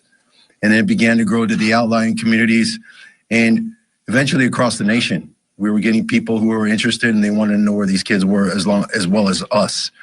And then eventually Chief Terry and the Bakersfield PD came in to help us out, and they've been instrumental to make this happen. So I want to thank all those people again for helping us to try to come to some kind of resolution with this. But again, the bottom line is we have two small boys that we believe are no longer here that are dead, and that's terrible. But again, I want to thank the District Attorney, Cindy Zimmer, for being brave and diligent to push this forward and actually bring this case to the surface. So we will push forward. We haven't given up, and we'll continue to give them any kind of help that they would need in the future. Thank you. Thank you, Chief Walker. While the defendants in this case, Trezell and Jacqueline West, are presumed innocent, the securing of a grand jury indictment is a major step in ensuring that there will be justice for Orrin and Orson.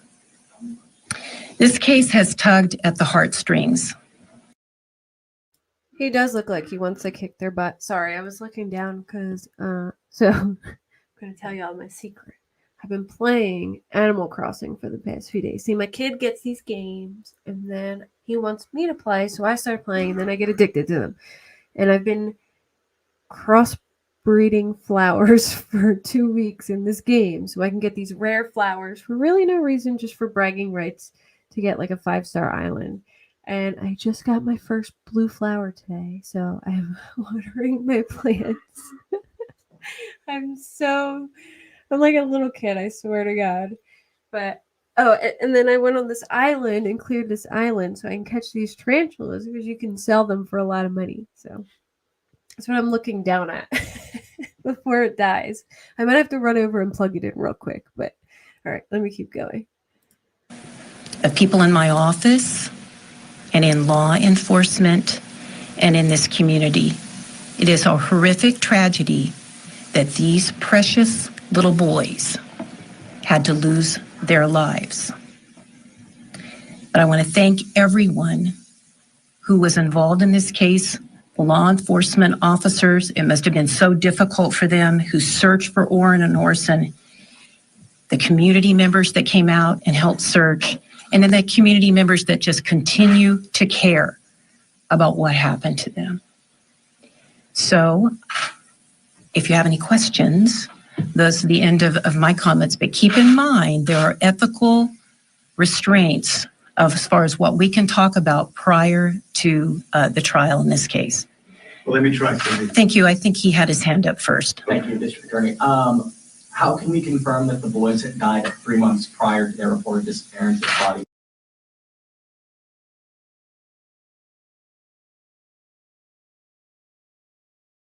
Sorry, I thought I hit unmute. I don't play COD.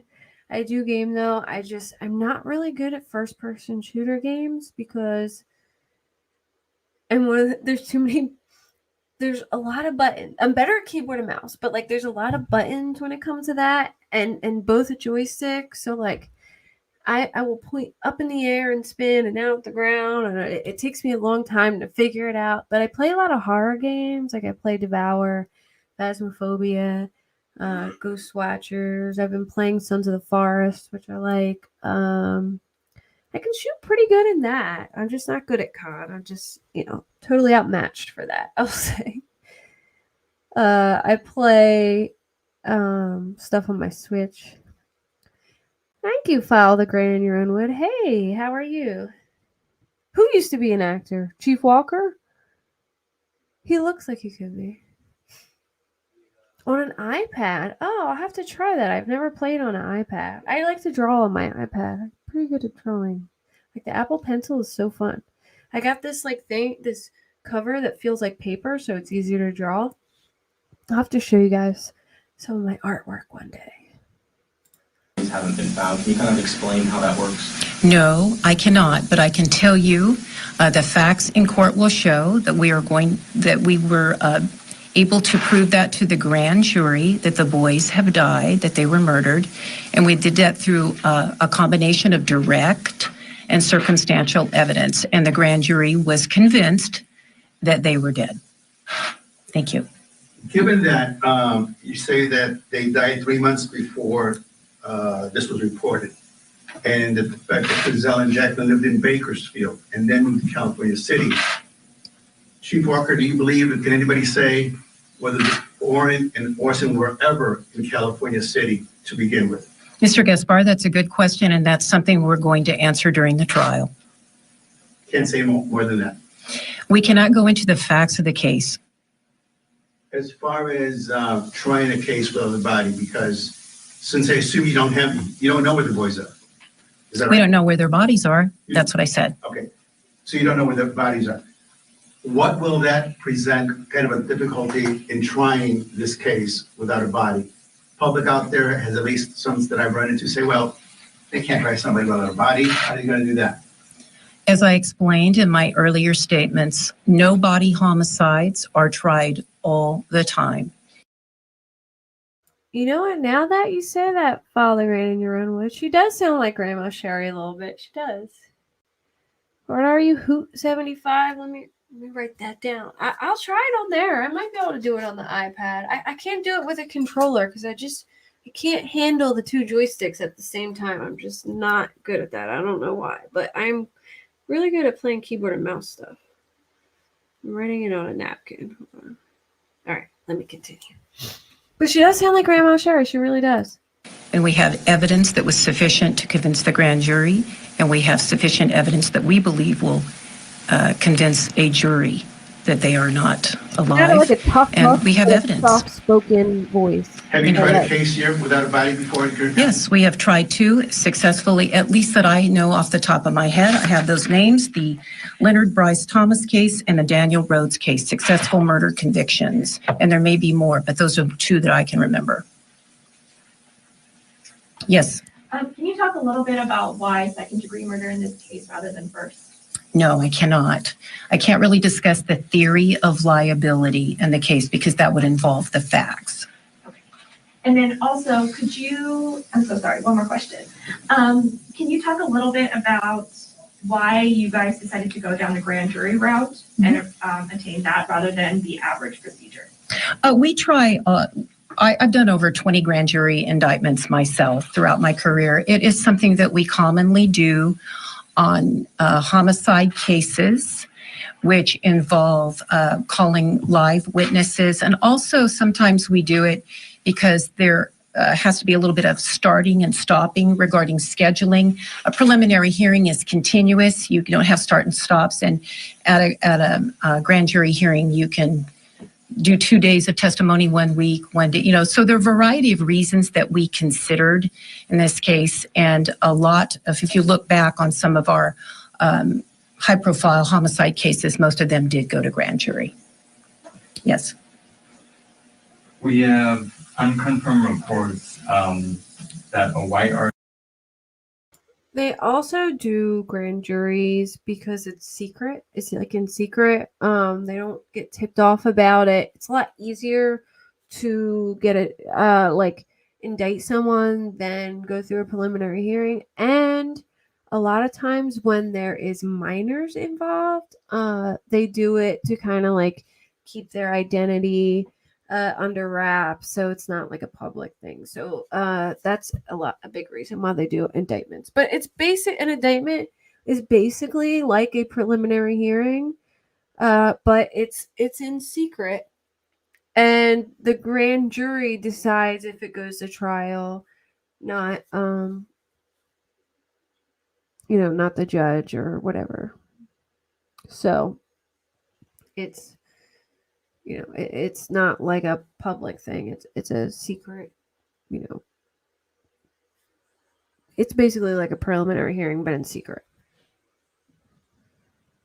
Yeah, I get annoyed with that too, Kayla, because you're like, it's like they ask questions they want to know, but they know they're not going to get the answer, but they ask it anyway, and it's like you kind of hope that they'll answer it, but they don't, He was I pulled over understand why, by though. law enforcement yesterday at Highway 43 and Highway 58, and some were saying this was possibly where Giselle and Jacqueline were taken into custody. Are you able to confirm that? And also, near Potomac Avenue, the neighborhood where Giselle and Jacqueline have been living with his parents after they moved back from California City, there was a helicopter with a searchlight going over around, I want to say 7, 8 o'clock last night. Can you confirm that that was looking for Giselle and Jacqueline? The defendants, Trezell and Jacqueline West, were taken into custody last night around 7 p.m. by the Bakersfield Police Department in western Kern County. How did that happen? How did you find out that the Winnebago that was there? We had spotted it earlier in the day in Edison, and then it was the same Winnebago that you guys found yesterday. How can you say what tipped you off that the Winnebago was there at Enos Lane and Highway 58? No. Any other questions? Yes, ma'am. What does this say about like the vetting and background process for adopting parents here in Kern County? Ma'am, it's not the job of the district attorney to talk about those types of things. It's the job of the district attorney to look and see if a crime was committed and bring those guilty parties to justice.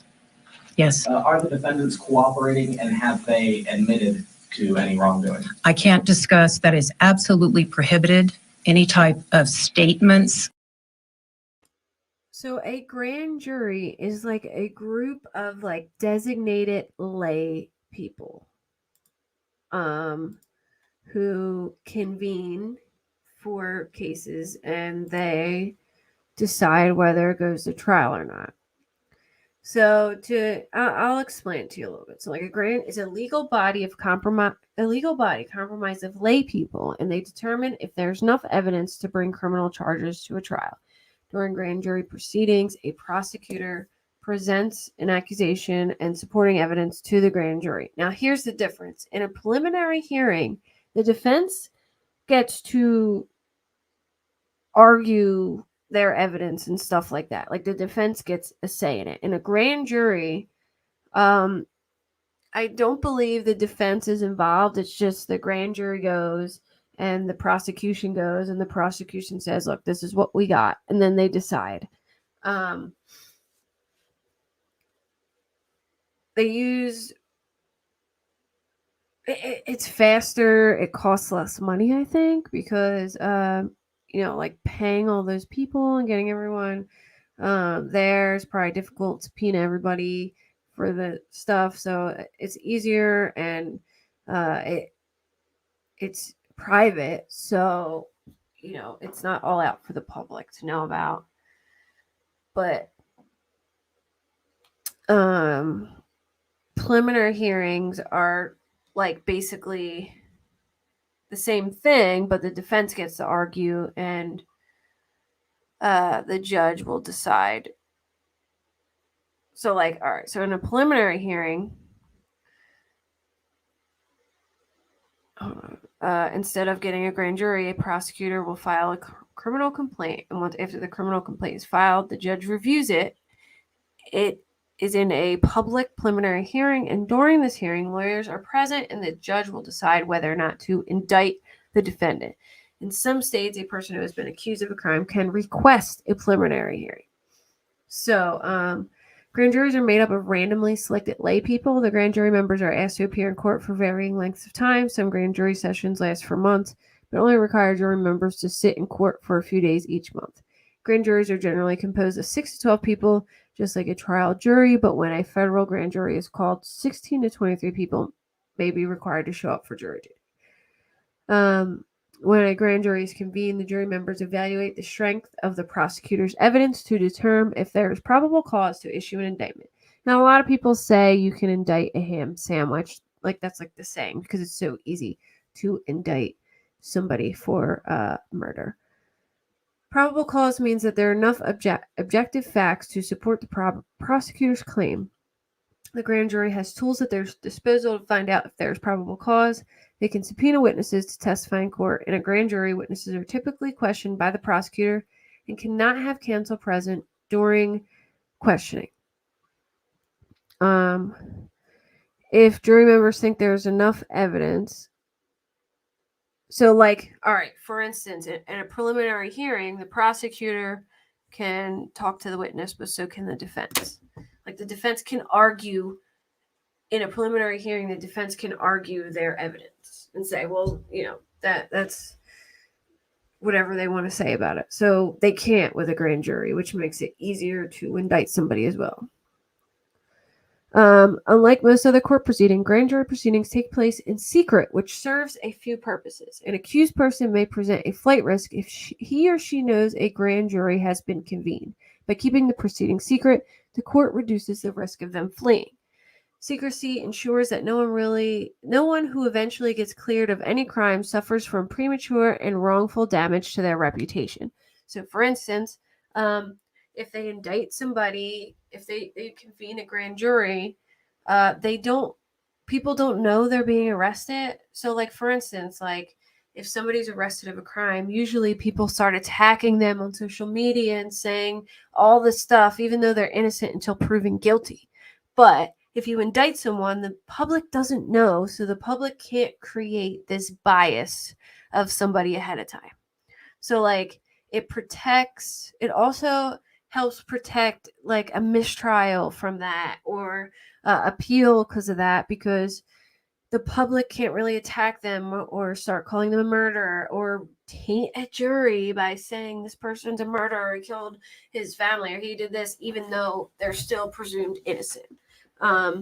So there's a lot of benefits to a grand jury from both sides, if that helps explain it. Yeah, I think the grand jury is beneficial in a lot of ways too.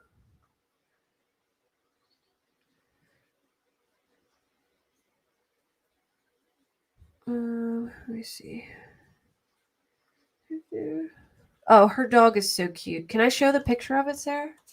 Can I show a picture? She took this beautiful picture of her dog. Y'all gotta see it. Hold on.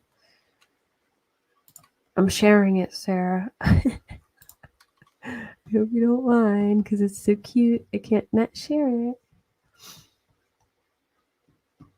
Sarah, like a full-on professional photographer. Once I find it, I'll share it.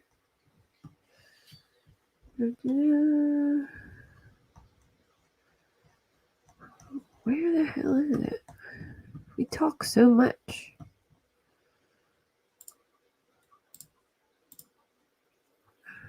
Hold on. I'm going to get it. I promise.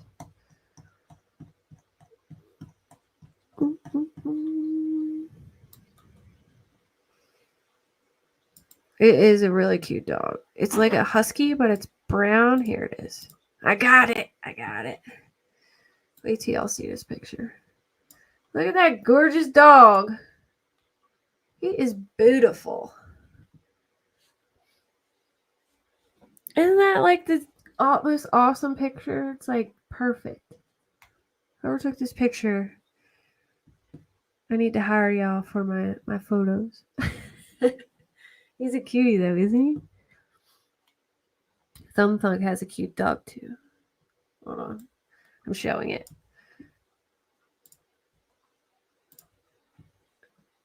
I think he looks like Bowser because he's got little eyebrows like Bowser. Look how cute he is. They meatball. They're both dealing with puppies right now. How cute is he? He's just a little runt. Doesn't he kind of look like Bowser though? You know how Bowser has those orange eyebrows that give him like little squinched up eyes? That's what he reminds me of, Bowser. But his name's Meatball. And Sarah's dog's name is Ivan. I think every dog is cute too. My lizards are cute too, guys. My lizards are too cute. I'll have to take more pictures of them for you. And summertime's coming, so I can take some outdoor pictures of my lizards too. Some professional outdoor lizard pictures. I gotta get in on this this adorable pet picture. Yeah, I have lizards. I have lots of them. Have you not seen any of my lizards, Brandon? You're late to the party. Hold on. I'll show you one real quick. I got one somewhere real quick.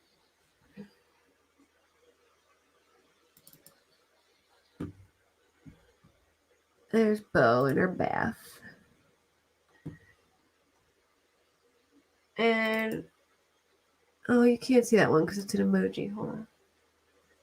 Ta-da. Here we go.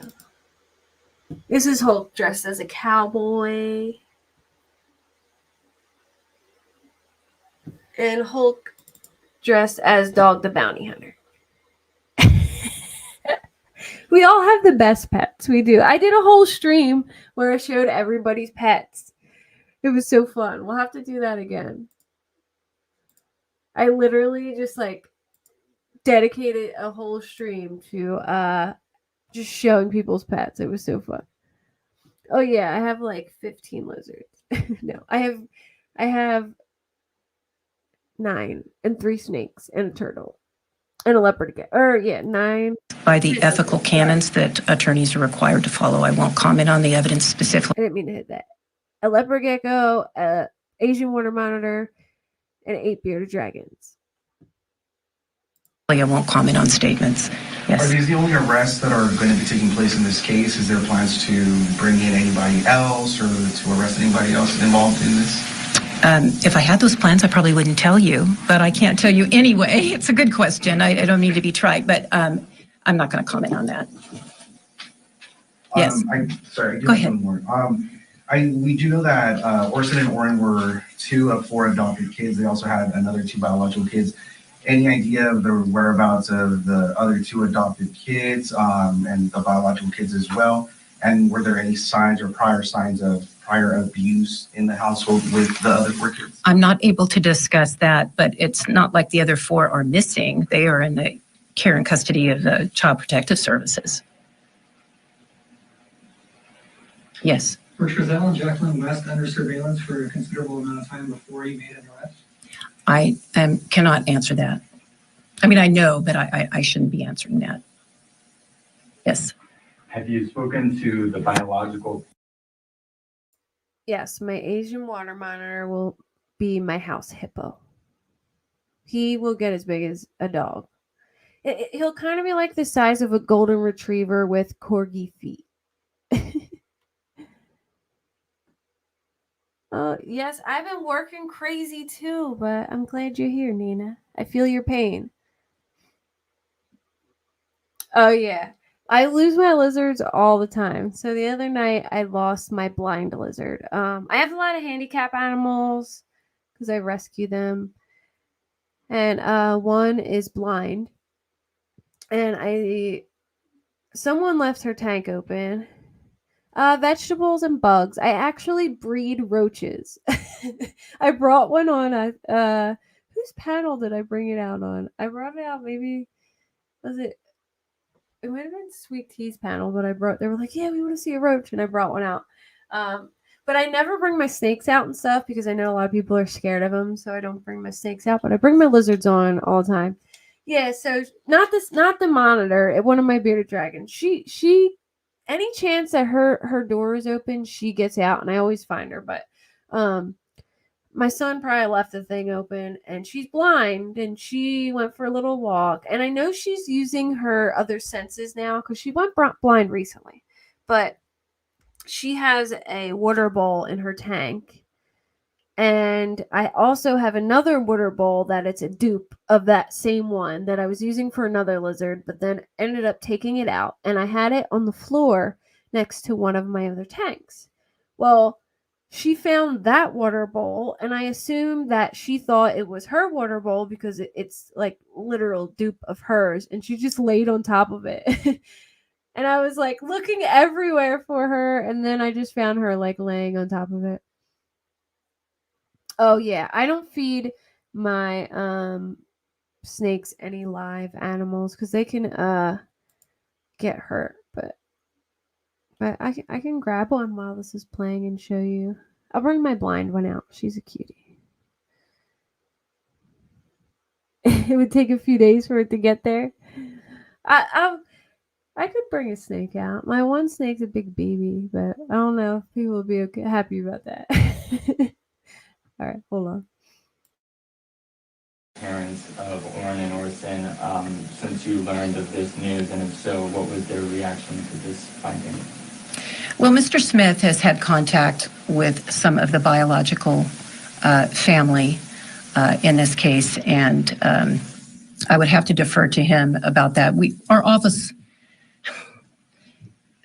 grand jury proceedings are secret. They are confidential. They are not to be revealed until after an arrest is made in this case, and in any case. So we will, now that there has been an arrest made, we'll be able to talk to the family of the victims more so. But even before that, we weren't able to really go into detail with them, although I can tell you we have had contact with the family. Was it a unanimous vote with the grand jury to bring forth the indictment?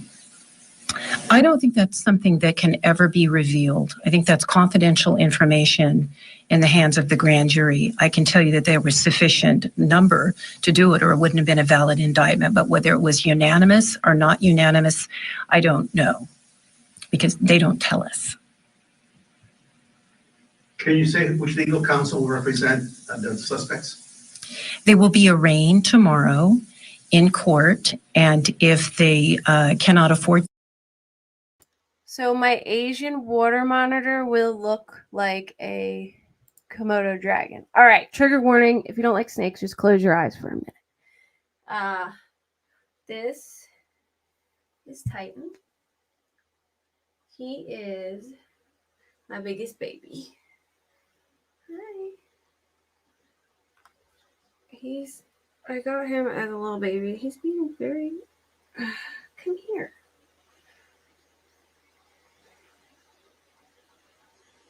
But I'm touching his face right now, you see?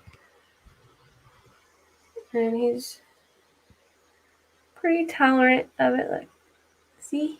Hold on, let me make it big.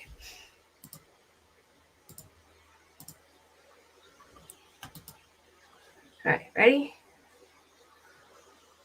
Come here. Show them your face. Yes, good boy. Good boy. See, I can boop him. I can touch his eye. Yeah, snake bracelet, basically. He'll wrap around my hair tie. But he is super nice. All of my snakes are super nice. I have one that's called a lemon blast. His name is Monty, and he's like basically all yellow with these black dots all over him.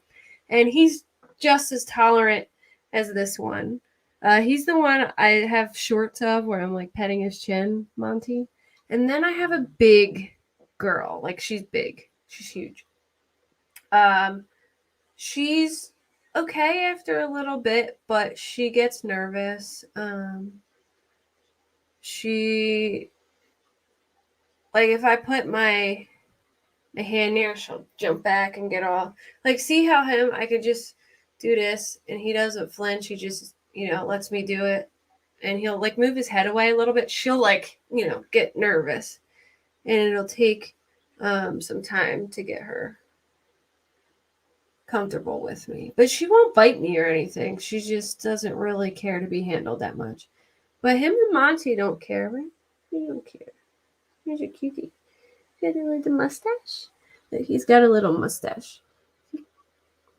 Hello, I got a little mustache. His mustache. People put little hats on them and make them look like the little the nut guy with the mustache. Right? You see your mustache? Show them your mustache. You want to show the camera?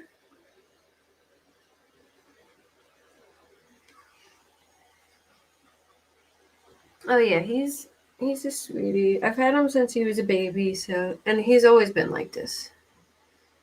Just lets me pet him. I've never. Yeah, I can do a video with all of them on my second channel, my reptile channel, and show them all, introduce them all. I've done it once. I've introduced them all, but I think I've gotten more since then. Oh, and they're so soft too. They feel so cool. All right, hold on. I got my blind lizard with me too. She's on the couch over here. Hold on. I have a little like chair here. Titan, don't go far. Sit on the couch. Switch.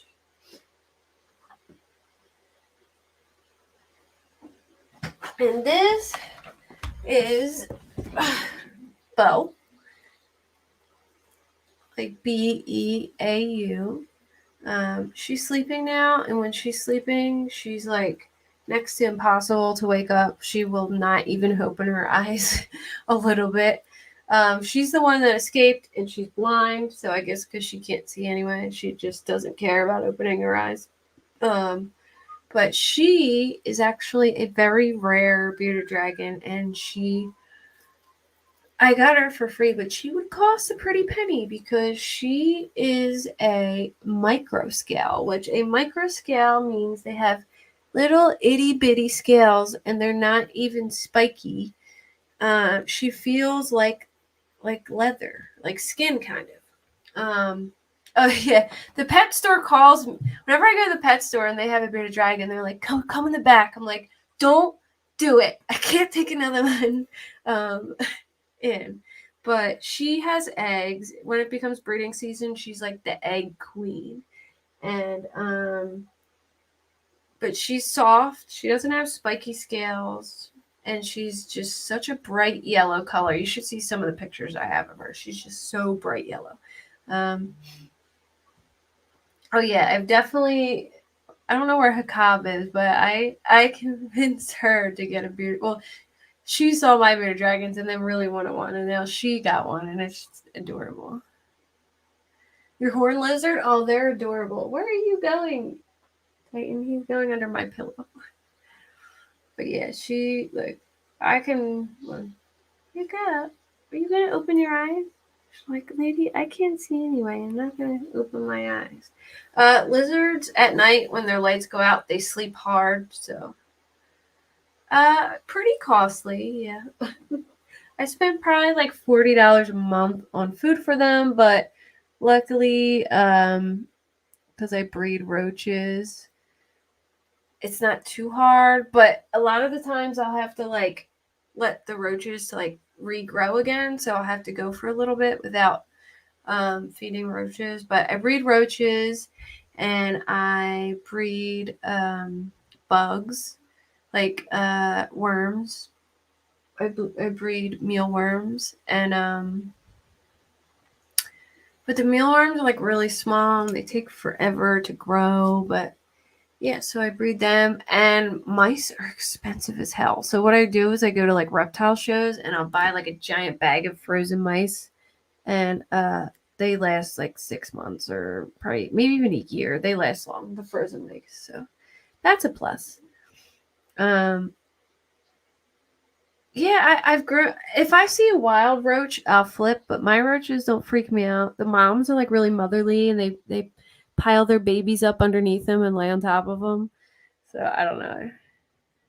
I hate crickets, and I'll tell you what. A lot of people say that, but then when they get crickets, like roaches are so much better. The crickets smell and they chirp and they die, and you have to pick out all the dead ones or they kill more.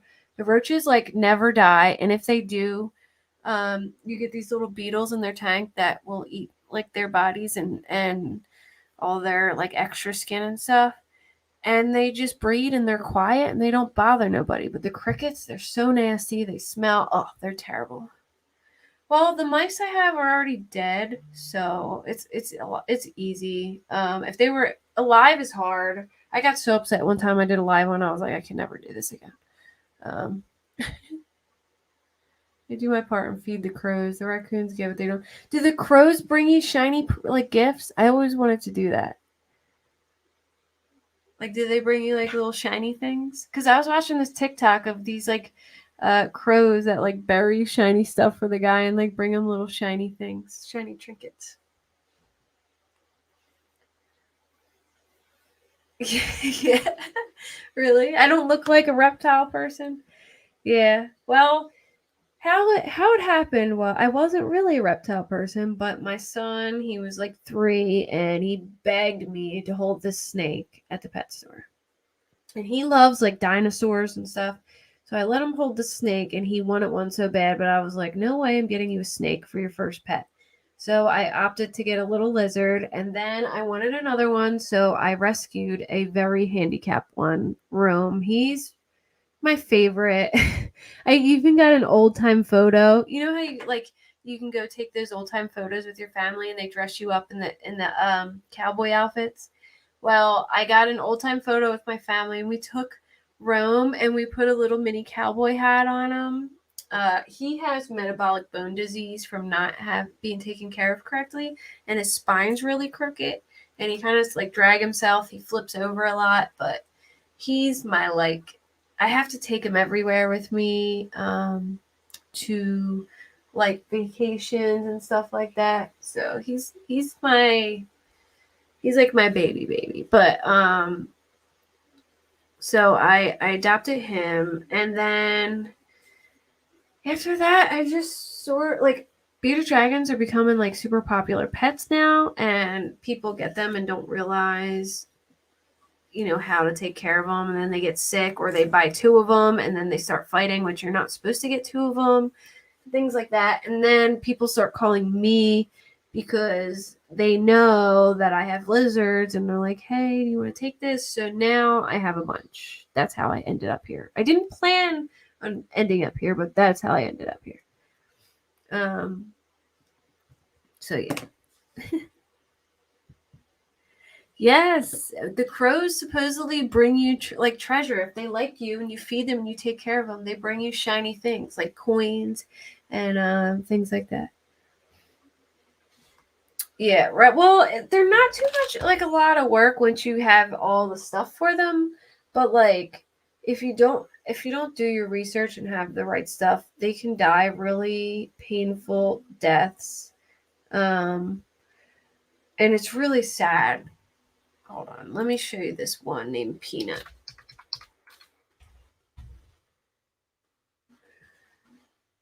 Let me see if I can find it. He is a handicapped bearded dragon with severe MBD, and he can't walk. So his mom got these. Yeah, I found them. These little shoes. Check this out.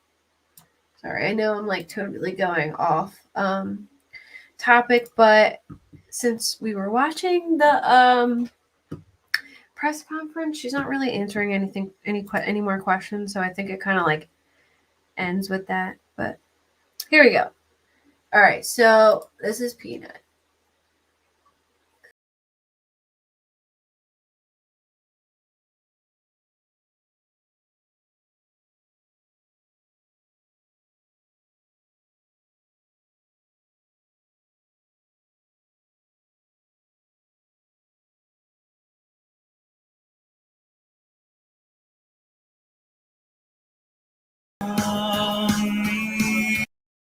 Shit, I probably should have muted that. I'm gonna get a copyright strike for playing music.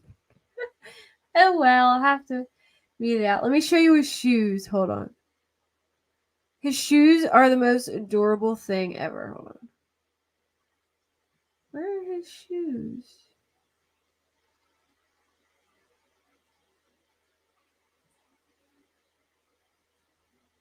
He got these little shoes where he can crawl across the floor with them, and it's. Look at him getting a bath. Look how nervous he is, shaking his arms. He's like. Look at him. But look at his back. See how it's curved like that? That's how mine is. My MBD, but it's not as severe as his. His is like really severe. And then there was another one that I loved. His name was Chef Lenny. He was a chef who cooked with mini food.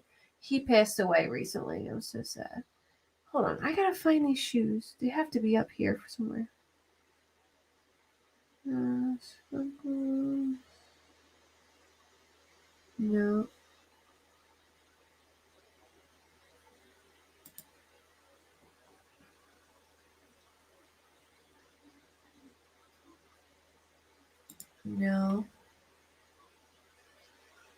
I'm so mad that I can't find his shoes. Unless she really just posts that much.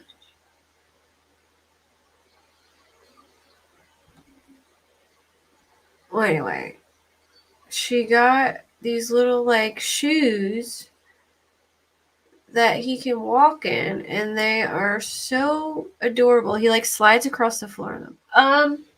For lizards, it's about, I've heard some living to like 20, but usually about 15. Yes, I did find a lizard leash. Should I showcase it for you guys? I did find a leash. Hold on a minute. Let me put Titan back before he ends up on my couch, and then I'll showcase it for you. I can't, my monitor, I'll probably try and get out of it, but let me see. I'll put it on Bo because she's sleeping. Come here. Before you go in my couch. Come on.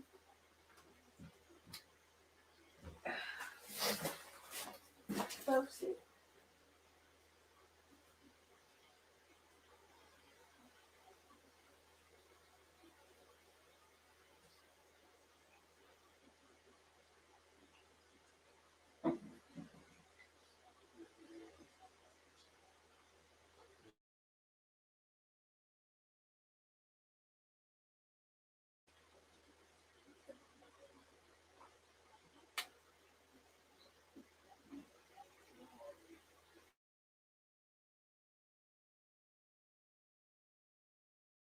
Give me like a little like. Okay, I got it. Sorry. Sorry for making y'all wait. So simple, but it works so good.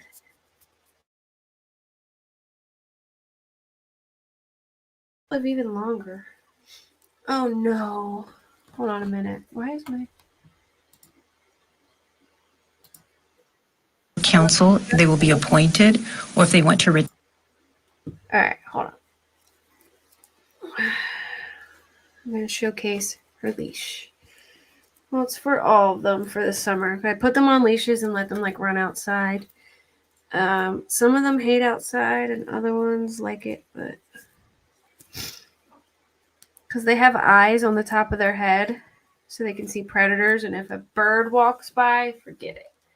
Alright, so it goes like this. It goes under here, and there's a little bead in the center. And then like this. She's asleep, so she's not even going to try. She still hasn't opened her eyes. But yeah, that's how it works. And then they run. I put it on the monitor the other day, but getting it on him was horrible. Because he's like wriggly and skinny. But yes, I found a good leash. There we go. I think I have, and I have like really rare bearded dragons. I wouldn't breed them though because I don't know all their genetics. But I have a white one that's all white. I have one that's orange. I have like super rare colored bearded dragons. Almost.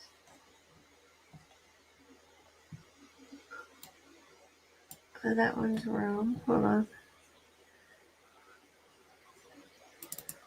This is Gomez. Hold on. Let me share my screen.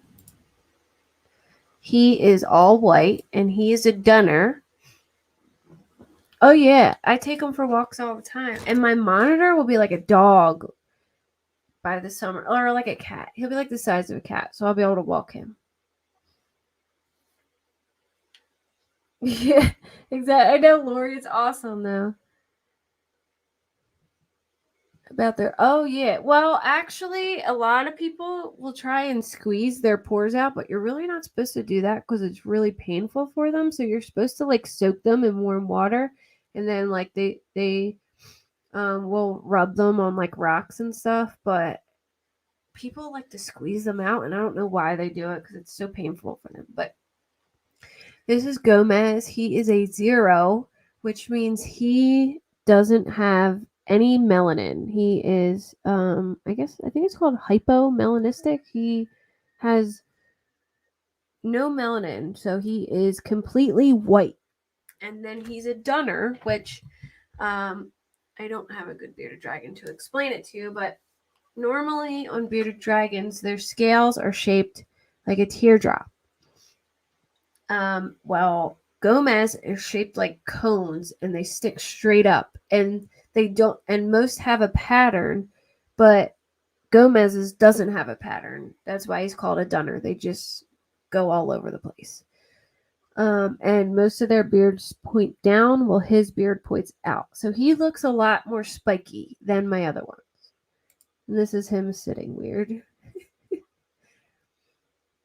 And then this is the blind one, but this was before she went blind. Well, the one that's sleeping right now. And this is Gomez as the Easter Bunny.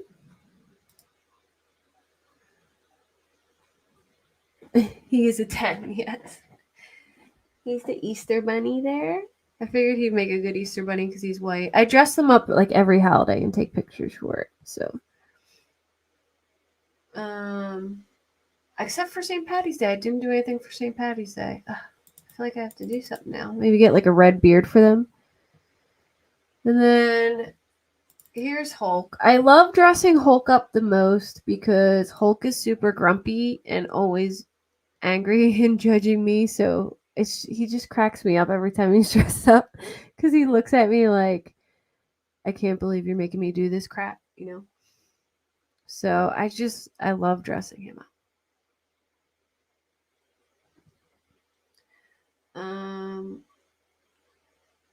And here's Rome, my handicap one, smiling. And I don't have pictures of all of them on here. Like Arrow's my little baby. Oh, here's Rosie. She literally sits like this on her log every day and watches TV. And yeah. And she gets stuck in her hole to her log all the time, and I literally have to rip her out. Let me see if I can find a picture of her. So I got a picture of her stuck in her log, and then people photoshopped it, and it's so funny. You gotta see this.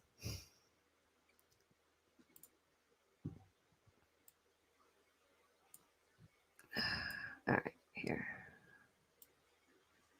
So here's her stuck in her log, and she does this like once a week, and I have to pull her out of her hole. And then people photoshopped her as all kinds of stuff.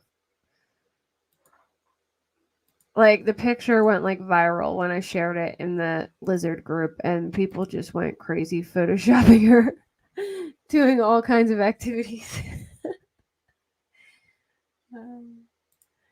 And then there's Hulk in his little cage, or in his not his cage, his cave. And there's Gomez in his cave. Trying to see. Oh, they're bad. I feel like I'm missing some, but maybe not. I still have everybody's pets on here who did the pet thing. I love this picture. I don't know if it's gonna come. The emoji that says sus. He's like the best at side-eyeing. He looks mad all the time. He attacks me. If you put your hand in Hulk's tank, he will go after you. He's very protective of his tank. All my other ones are pretty nice, but not him. Well, he's nice if you take him out of his tank, but not in his tank. He's like territorial or whatever you want to call it. Hold on. I have a few more. I have Christmas photos.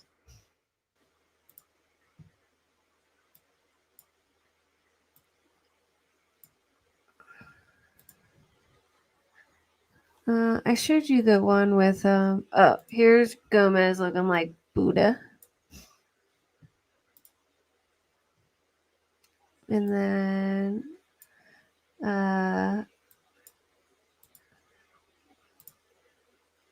this is Rosie and Bo dressed up like Santa Claus and Rudolph the Red-Nosed Reindeer.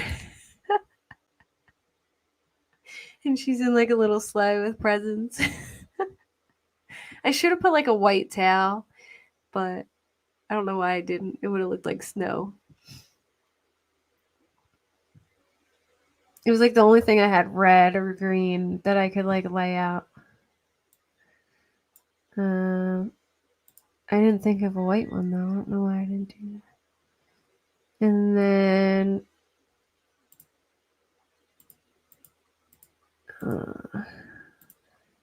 hold on. This is Romy on the sidewalk. He's the one with the crooked spine.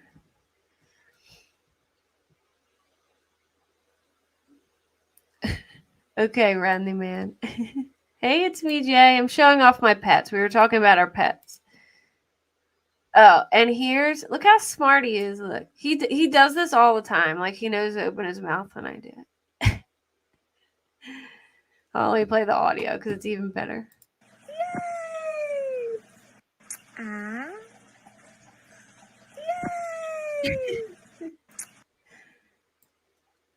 And let me see. Oh, and here's Bojangles with her pretty background. We know you're tough, Randy Man. We know.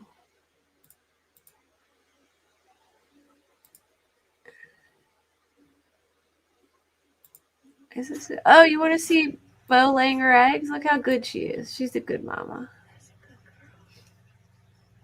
Remember I was talking about the sand getting all over my house? This is how. So she digs a hole, and then she lays all her eggs, and then she covers them all up with sand and pats it down. She presses her head into the sandbox real hard and pats it all down, and then digs over it again and pats it all down. She does such a good job at it. Yeah, right. He does probably think that. And this one time I had to give him a bunch of needles in his arm, and I stuck him like 5 times because he kept moving. And then I put my hand in his tank, and he ran at my hand and literally jumped out of the freaking tank at me. He's so bad. Oh, remember I said I'll show you guys my artwork once? Check this out. I figured it would work for the day. I used to do chalk art at my job, and I did this, and it was a gym, so I did this guy for St. Patty's Day with chalk on a giant chalkboard. But anyways, I am gonna end it because I've been on here for almost 3 hours, and I'm tired, and it's already 11:45. But I will definitely do a fashion show. We could do a members only lizard fashion show, and I can have a whole show that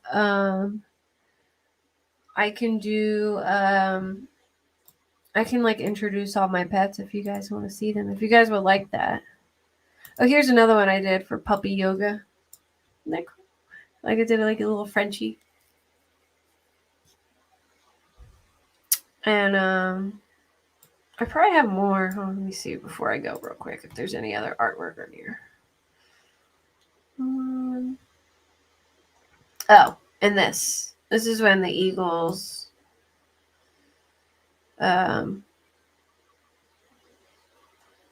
last year were in the playoffs, I think it was. Thank you for coming, Kayla. Isn't that cool though? He's like flying, and I didn't have it finished at this point, but it was like the old Eagles symbol, but like the new head. Like I had it like flying, which I thought was totally cool. But yeah, I will be back. I guess I'll try for Sunday for Valo. We're gonna do a Valo recap because Valo's coming up too. And I just love the Valo case. It's so crazy. And I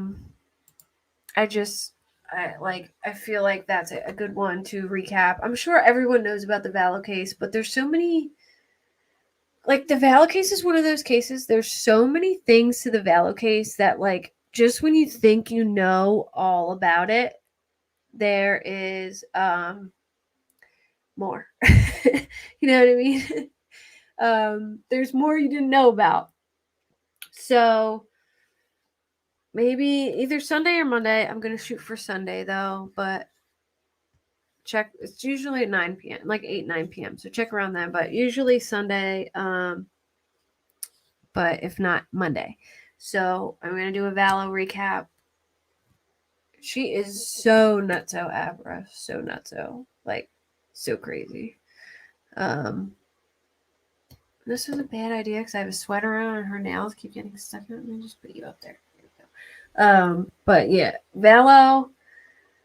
I am really excited for this trial, and it's gonna be interesting. Like I wonder if Chad can refuse to testify against her because they're legally married, but I'm curious if he's going to.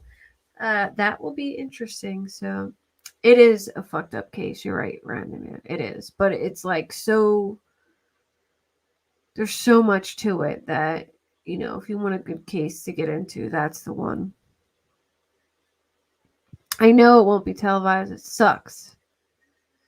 Oh, yeah. You watched the interrogation of that? Oh, I gotta watch that. Sarah Boone? Yeah, hers is coming up too. But Valo was a total wacko. And I just really want to hear about, like, the religious aspect of it and, like, how she came to, like, think that her kids were zombies. Like, I really want to know how she got there and, like, why she thought that. And I want to know who, like, I want to hear if, like, Chad was, like, the manipulator, if she was the manipulator. So I think because they are separated that we'll hear a lot more information, but we'll see how it goes. But yeah, we'll do a Valo recap. I'm gonna have to, like, shorten it up because there's so much to Valo that it could probably be like a 2-day long recap, but I'll try and, like, cram it in all in one night. But yeah, so I'll see you then.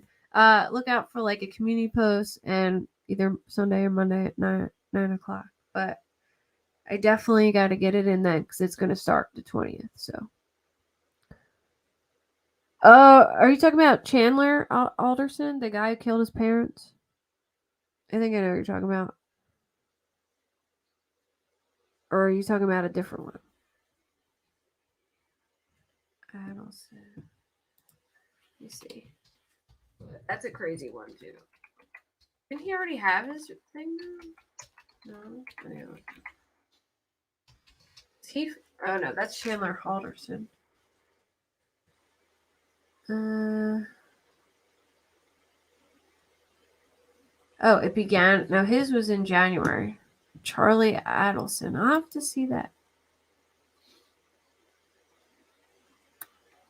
Tried watching the interview with the. Oh wow! I'll have to check that out. I tried watching the interview with a sister-in-law, Sarah Boone's sister-in-law. Oh, I'll have to check that out. Yeah, I should probably do. Well, I talked about that case a little bit, but I didn't, like, go, like, deep dive into it. But he's a dentist. Oh wow! This sounds kind of like Valo's brother, Alex. I feel like he did all the dirty work for her. I feel like Alex was such a, gosh, like he was. There's so many things I think about that whole situation. And I don't even want to get into, but we're gonna get into Daybell for sure. The Valo Daybell for sure. Oh, Daybell's sister-in-law. Gotcha. I did see like a Someone I just seen one for like I think it was Melanie Gibb, but I want to hear the sister-in-law. They had all right. So if you thought you knew Valo good, if you haven't watched her brother's Hulu document, or it was on 2020. I watched it on Hulu, but I think it was on 2020, and it was called like Adam and Evil or something like that. Hold on, let me find the name for you because it was so good that if you want to see a good Valo documentary, this was so good. No, that wasn't it. Hold on. I'm Valo's brother. Adam. 2020. Trying to find what the episode's called. It's called like Adam and Evil or something.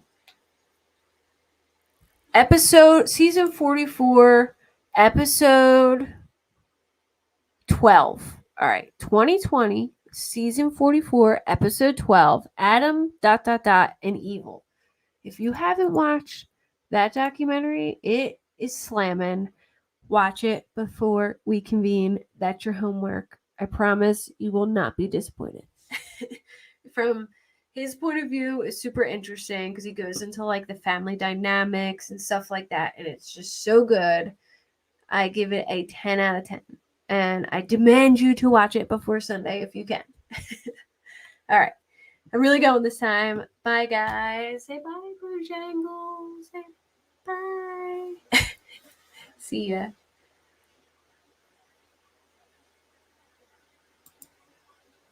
I watched it on Hulu if you need to find it, by the way.